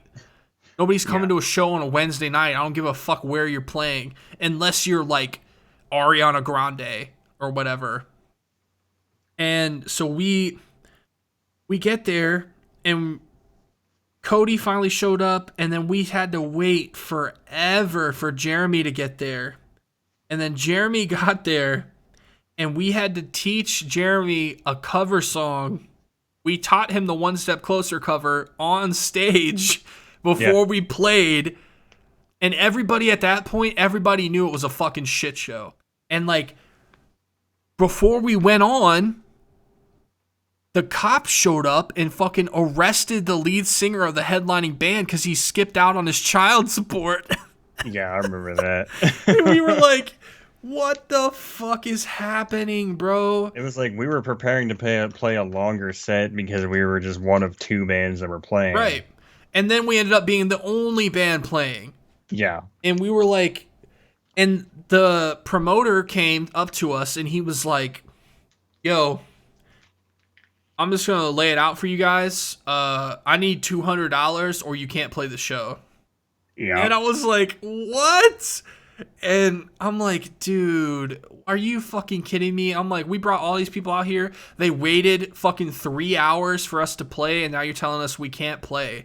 And then fucking Jay was like, yo, Yep. I got you guys. And pulled out his wallet and was It was like, just like, and he paid for us to play at Scully's, dude. And so we played. We headlined Scully's. And we played like 45 minutes, and it was dope. Like it was a good show. We have videos from that show, and it sounded awesome because it's fucking Scully's. But like, it was literally the worst experience of my life. I was like, what the fuck is this? I'm like, being in a band at that there's point. so much stress surrounding Dude. that show. At that point, I was like, being in a band is fucking garbage. Like, this is the worst shit. I'm like, last year, we were selling out every show, and now we can barely sell 10 tickets again. Like, it's fucking trash. And we played the second Field of Fire Fest, which was called Rock United, and it happened in September instead of June. Yeah, that was fucking weird. Yeah, we played that, and then basically, once we played that, we were like, we're done playing shows because we're going to write music. Like, we need to write new shit. We need to work on an EP. I'm like, we're not playing shows. I'm like, I wouldn't be surprised if we don't play a show until next fucking year, pretty much. I was like, don't expect. I was like, we're done playing shows until 2017. I was like, this is the last show of 2016. And then that's when we started. We got that Derek dude to play drums, and no, he played Rock United with us, so we got him right before Rock United. And he played with us, and we were like, okay, that's the last show. We're gonna work on music and shit. And then we went to the studio. We recorded Vehement, and that was it. We recorded Vehement. Vehement was in mixing. we didn't get it for like a super long time because some shit happened with the studio because we were recording with Tom Klein from Noise Auction, Yeah. and we recorded Vehement, and he was super cool. And then like we paid them, and then we just never got the song, and we were like, "What the fuck? Where's the song?" So we had to email him. We were like, "Hey, we never got our song." And he was like, "Oh shit, my bad, guys." He's like, "Shit's been going on or whatever," and which was we definitely skipped over this, and we're almost at like 2 hours, so I don't want to go like super deep into it, but like basically we had two different producers while we were like still like in like the prime of Pavelow. We had two different producers who fucking just bailed on us, just like took our money and didn't finish our fucking EP because we were trying to record an EP with all of our new songs, and we linked up. The guy who recorded Sex and Cigarettes was gonna do our EP, and we recorded with him, and then he moved to like Tennessee without telling us, and we couldn't get a hold of him. And then he came back and said, "Well, you guys never paid me." And it's like, how the fuck are we supposed to pay you if we can't ever get a hold of you? And it was like this big drama thing. So we ended up fucking just saying, "All right, well, fuck you." And then he gave us our stems, and then we went with that other guy. And I'm purposely not saying names, but we went with the other guy, and he tried to help us out, and we paid him in full to finish the EP with our stems, and then he disappeared off the face of the fucking earth, took our money, and we never got our EP. So it was like, shows sucked. We can't get anybody to come to shows. We can't get any fucking recording done because we keep getting fucked by producers. And we went, and by the time we recorded Vehement, I think me and you were basically just completely burned out, and we just didn't care anymore. And in my mind, I was like, we're going to put out Vehement and it's all going to come back. And it just wasn't like that. And we, like, eventually I just hit you up and I was like, I think we need to break up the band. Like, I think we're done. Yeah, because I remember even when we were recording Vehement in the studio, I mean, like, we clicked really well with Tom. And as far as I know, like, I haven't talked to him in a really long time, but as far as I know, there still isn't any problem between Tom and the rest of us. No. And everything's still cool, but it's like, I just remember being in the studio and it feeling like dead energy while we were there. Yeah.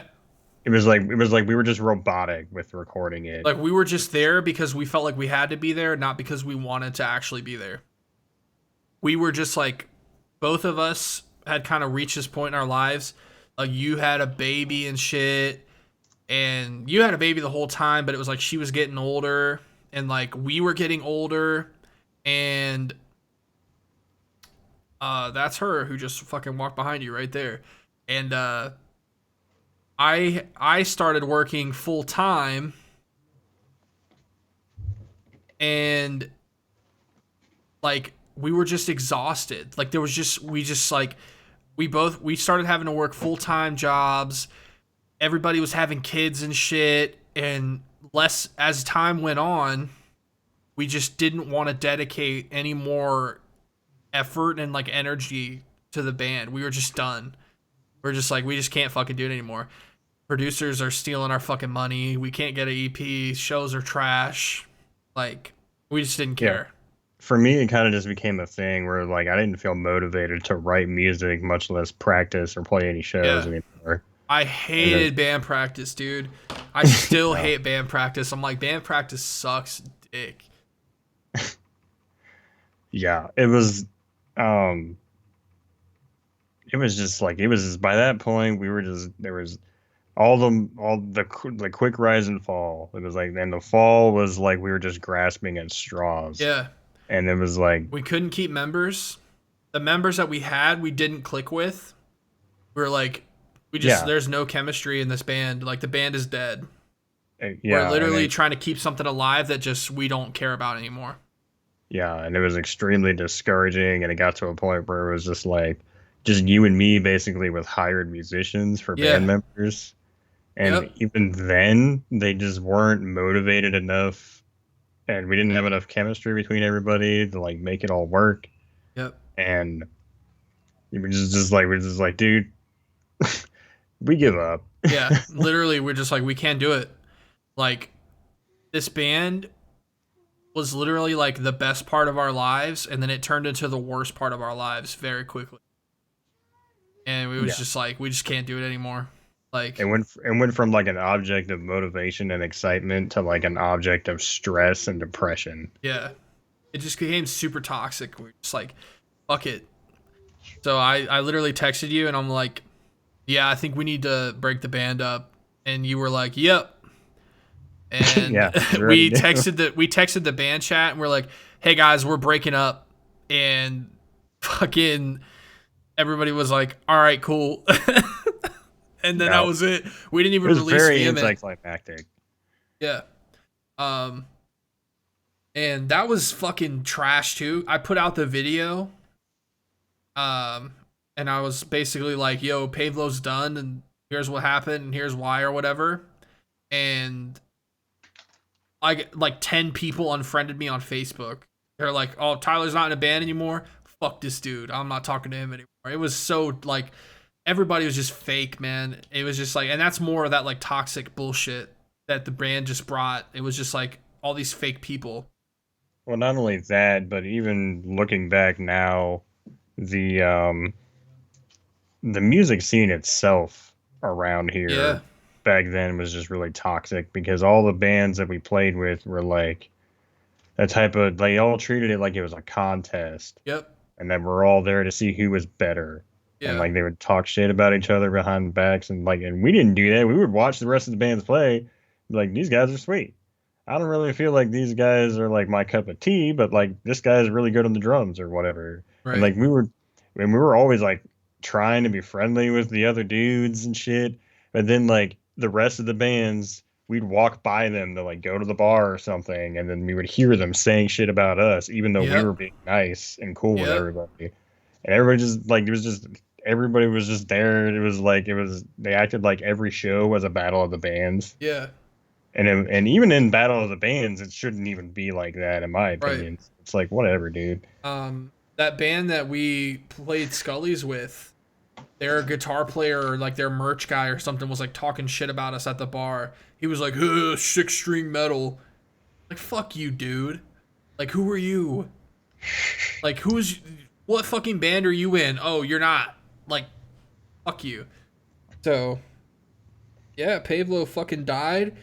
I fucking quit music.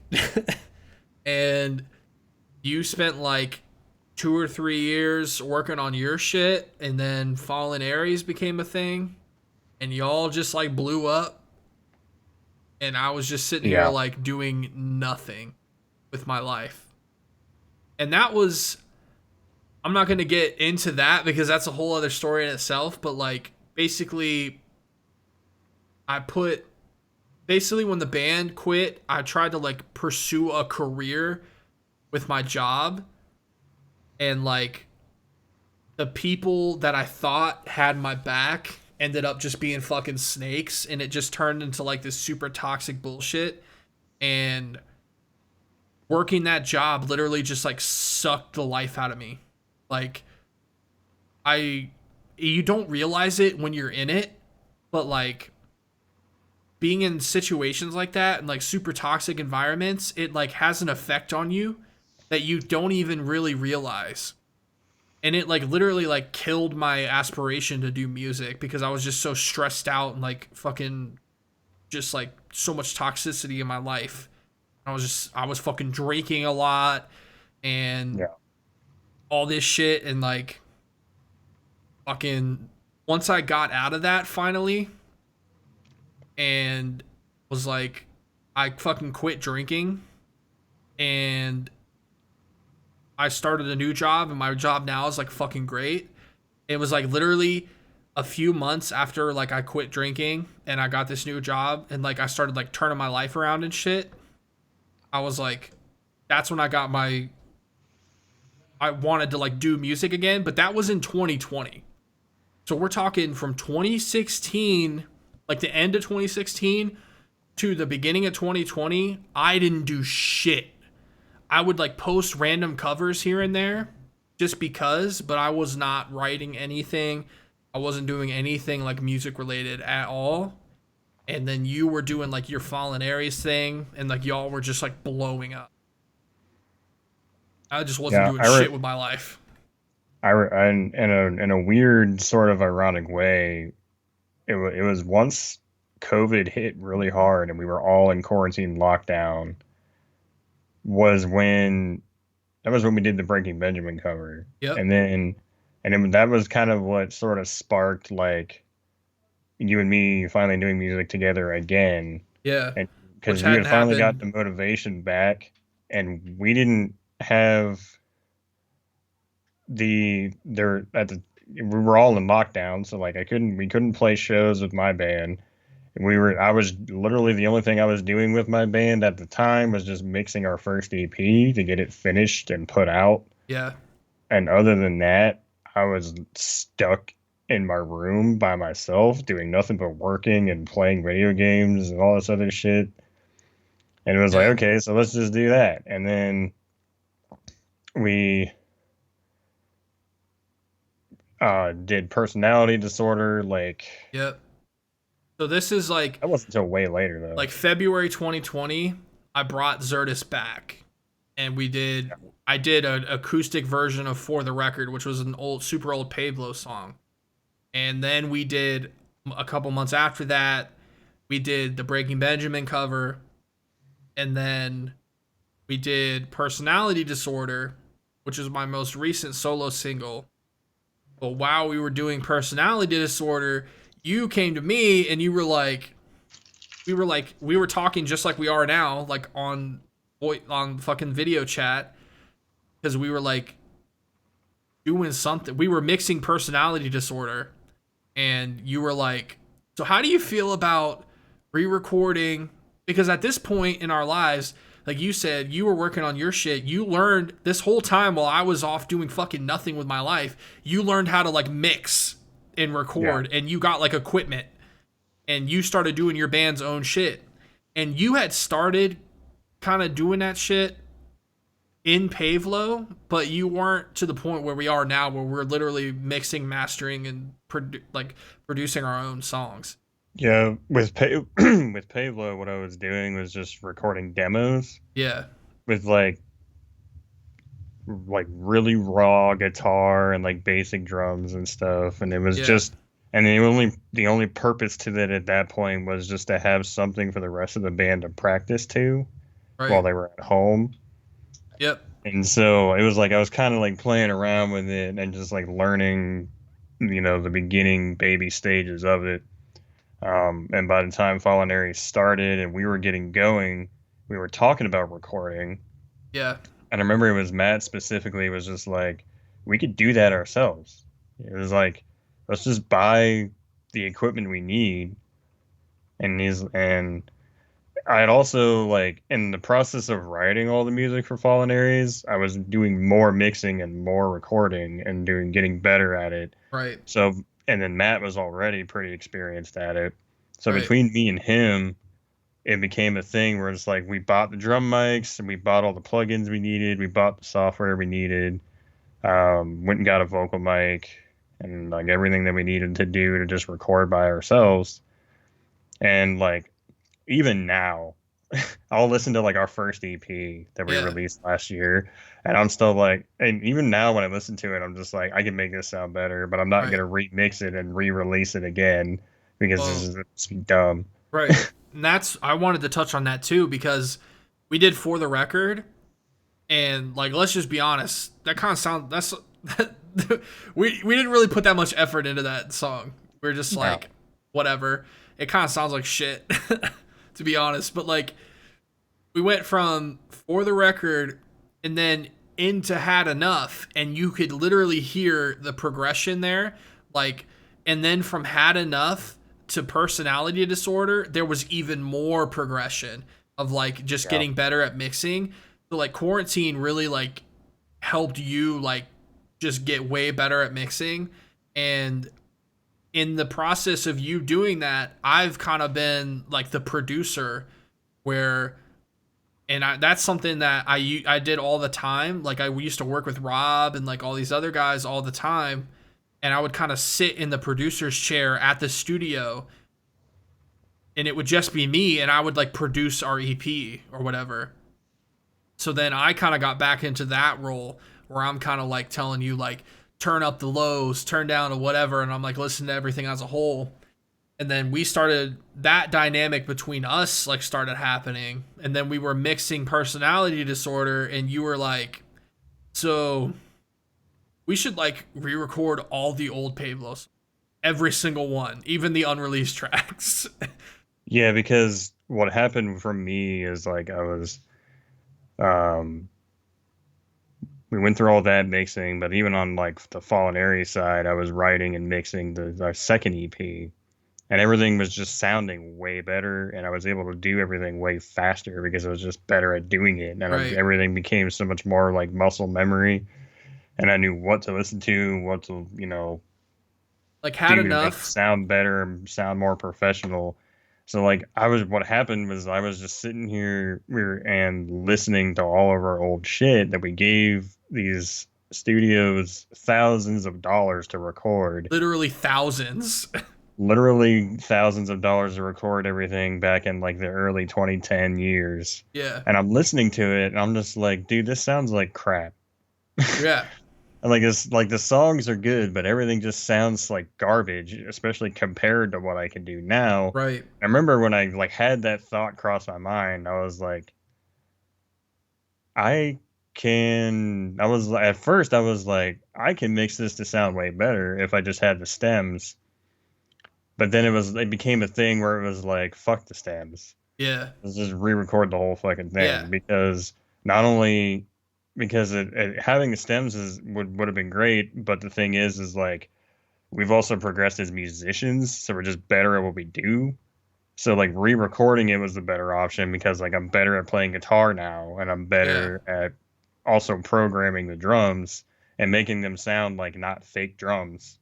Right. And so it was just like, okay, so let's just do like the whole like make a whole EP out of it. Like let's just redo the whole Yeah. thing. And like Bleed Like Me was the very first one because it made the most sense to just do that one first. Because Because we had been writing, we've been the only recording we've ever had of Bleed Like Me was from 2009. We're like we can do this way better now. So yeah, like not only am I a way better vocalist than I was then, like you're way better at guitar, and now we know how to do our own mixing and mastering. Just yeah. like whatever, dude. Because like and I remember in particular as far as listening to all the old recordings of all the old songs, Bleed Like Me sounded the worst compared to all the other old recordings just because it was done so much earlier and we were still like so young when we did it. I was 16 when we recorded that, and I was Yeah. trash at screaming. Yeah, and it became a thing where it was like, okay, obviously the song's still good, but we're better at doing this now. So like we're just gonna re-record it. And like with the new recording and mixing techniques that I've been learning, even I remember just finishing the drums and guitar, and that was it. Like Yeah. no bass, no vocals, just drums and guitar.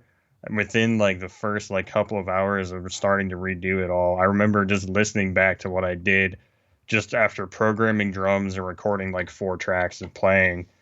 And but by itself, within 2 hours of starting it, I was like, this already sounds way better. Yeah. Already sounds drastically better than the original version of it. Right.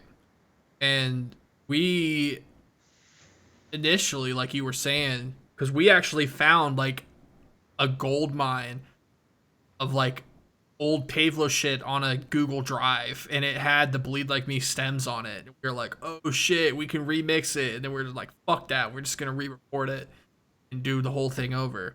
So that was how it started, and then we started talking more about like, well, what is it gonna be? Are we just gonna do like this random one-off EP thing, or whatever?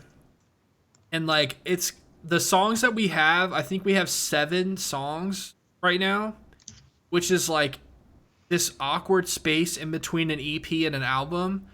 So if we wrote like a couple more songs, we could make an album, which we'll probably end up doing.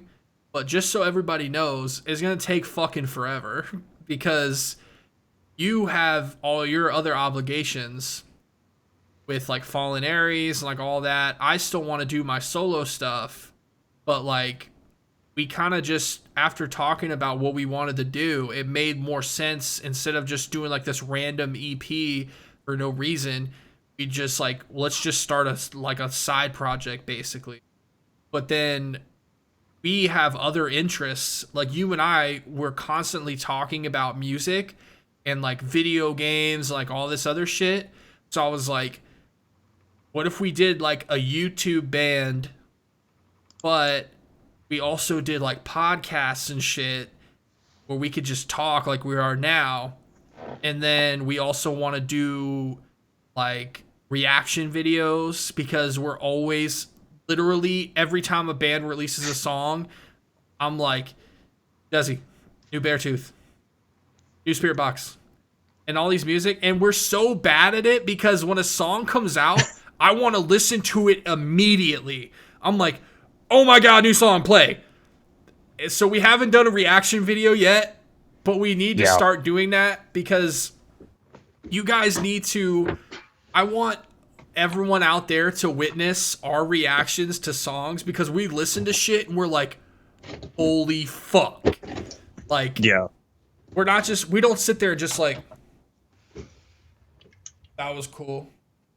We're like, nah, like when I'm listening to the shit, that Cane Hill song I sent to you, when it fucking like, it hit the end of that chorus into like the main riff again, I like got up from my chair and was like fucking like, yeah! I was like, we get so hyped because we just fucking love music. And especially right now, there's like a renaissance happening in metalcore again. Like, and people aren't hip to it. And it's like, bro, there are new bands, Spirit Box, okay? Spirit Box is, they've been around for a while, but they blew up during quarantine and they're doing crazy shit. And like the new Cane Hill stuff, the new Cane Hill sounds fucking insane. What were you saying? Well, that's another point I was going to make too, is like the new Spirit Box song when Circle With Me came out. Dude, that song is fucking insane. I was just like, I had a whole religious experience. Right. And I'm like, and you and I, we spend a lot of time watching reaction videos on YouTube. And reaction videos are like super popular now. And like, that's definitely something we can do because as musicians ourselves, we can kind of listen to a song and give a more like intricate kind of analysis on the song as opposed to like, that sounds dope. Like, there's nothing wrong with like, that sounds dope, you know, but we can go into it and be like, yo, that's really interesting how they decided to do it that way and shit like that. And we can also comment on like the mixing and shit too. So we definitely want to do that. Just kind of like give our thoughts, kind of like a reaction / like review type thing. So it's basically like we do what reactors do on YouTube already. We just don't record it. We just don't record it, right? Because we talk about this shit. Like, we're constantly messaging back and forth, talking about things that we could record and put into a reaction video. So basically, instead of just like letting all this shit go to waste, because this conversation right now that we're having, like, it's the same conversation we would have without normally recording. Whether we were recording or not, this is just us talking. So like, I was like, fuck it, dude. So there's a Pavelow song that never got released called Left at Zero. And you know what's crazy about that? The chorus to Left at Zero was written during the Chaos Theory days. Yeah, it was way back when we had, I remember it had been written soon after Bleed Like Me, but we just never did anything with it. We never did anything with it.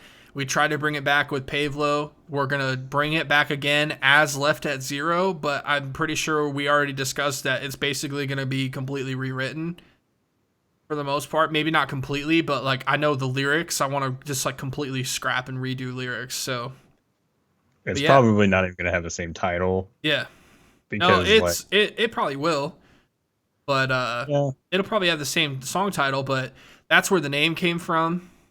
it's And basically just gonna be a title track type of right, song. I basically decided that like we're starting a fucking like YouTube channel. Basically, we're gonna do music. We're gonna do reaction videos, podcasts.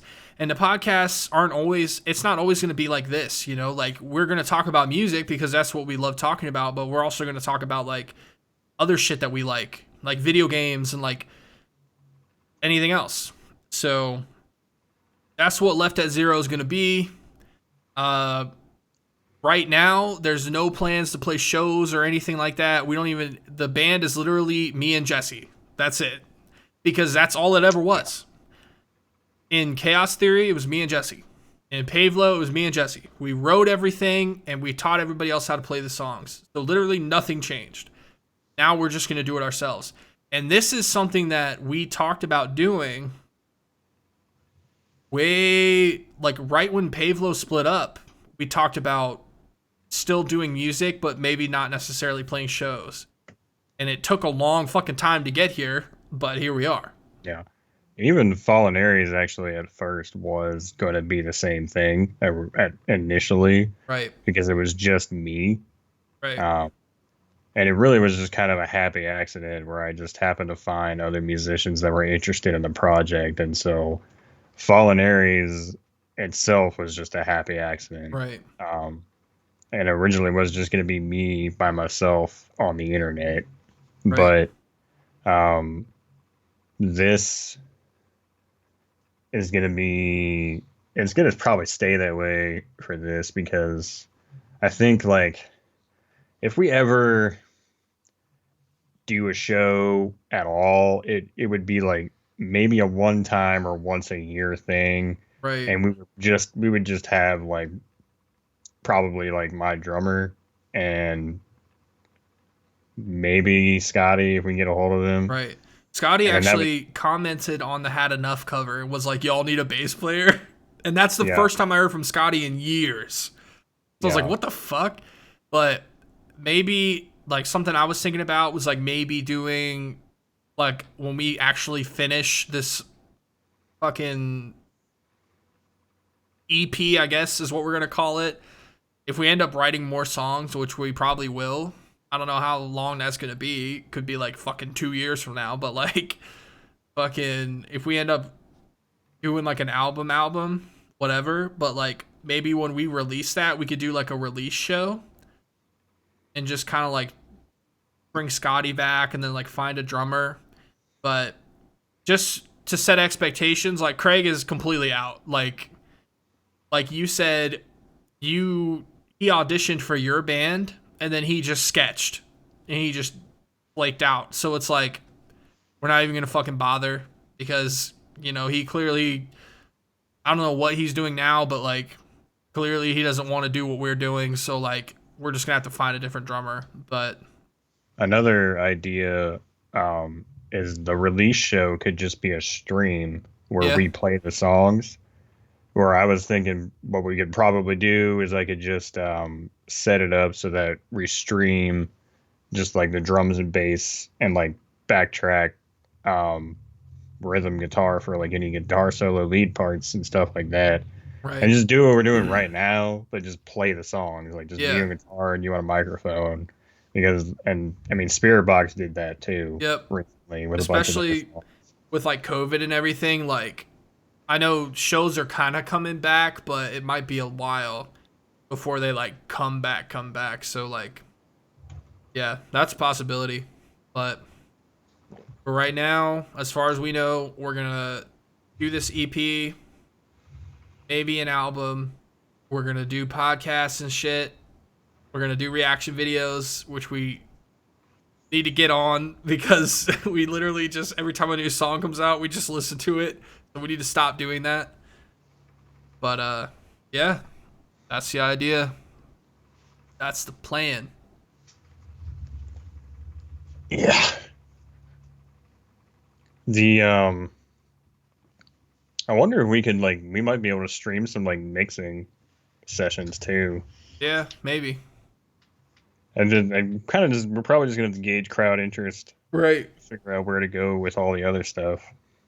Because like we're still like super early. It took us forever to finish Bleed Like Me because literally COVID, like every single person in the entire planet decided they wanted to learn how to play bass and we couldn't find a bass. Yeah, that was dumb. It took us months to find a fucking bass. So like we got the bass now and we were able to finish Bleed Like Me, but now we're just gonna work on fucking getting all the other songs recorded. And honestly, we're probably gonna release like at least one or two more, and then we'll probably just save the rest for like the EP or whatever. But we'll probably release like a song that nobody's heard, and then probably like another fan favorite, something like that. Yeah. So, yeah, The best part is we're not. That's another reason why record labels are kind of dead right now is because yeah. I want to finish a song and drop it. I don't want to wait for any reason. And we waited 2 weeks to put out Bleed Like Me after it was done, and I was pissed. Like, I just wanted to put it out. But it's like, unfortunately, with the way iTunes and Spotify and shit works, like, you kind of have to do it that way. So, yeah, even with our first music video with FA that we're doing, it comes out on May 15th, but the only reason I pushed it back that far was just to kind of promote it up until then. Right. So that there was enough hype and excitement for it that by the time it drops, it isn't just gonna Right. fall under the radar. And you want it to drop on like iTunes and shit at the same time. Yeah, because Which is like super hard to coordinate. It's fucking trash. Yeah, when you're trying to coordinate everything to go on to streaming services and a music video on YouTube all at the same time, it's better to just schedule everything out at least 2 weeks ahead. At least 2 weeks. Yeah. The very bare minimum is 2 weeks, I think. I've done 1 week before, but even that was like kind of sketch. Like we probably should have waited 2 weeks.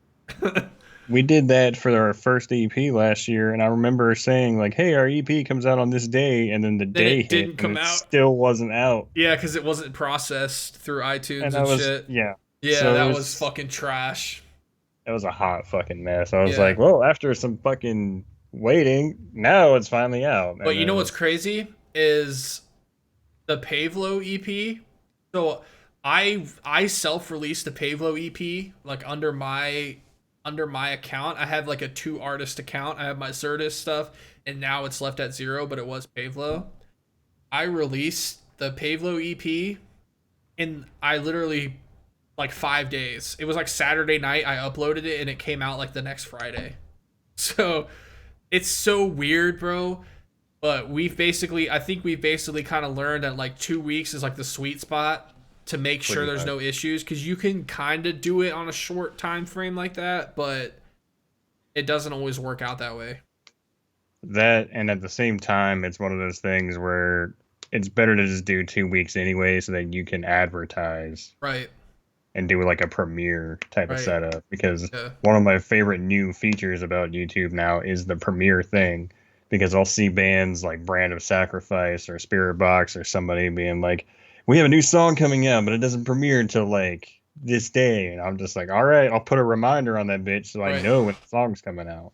And with Left at 0, I kind of teased it, but we didn't do that at all. It was just surprise, we're back.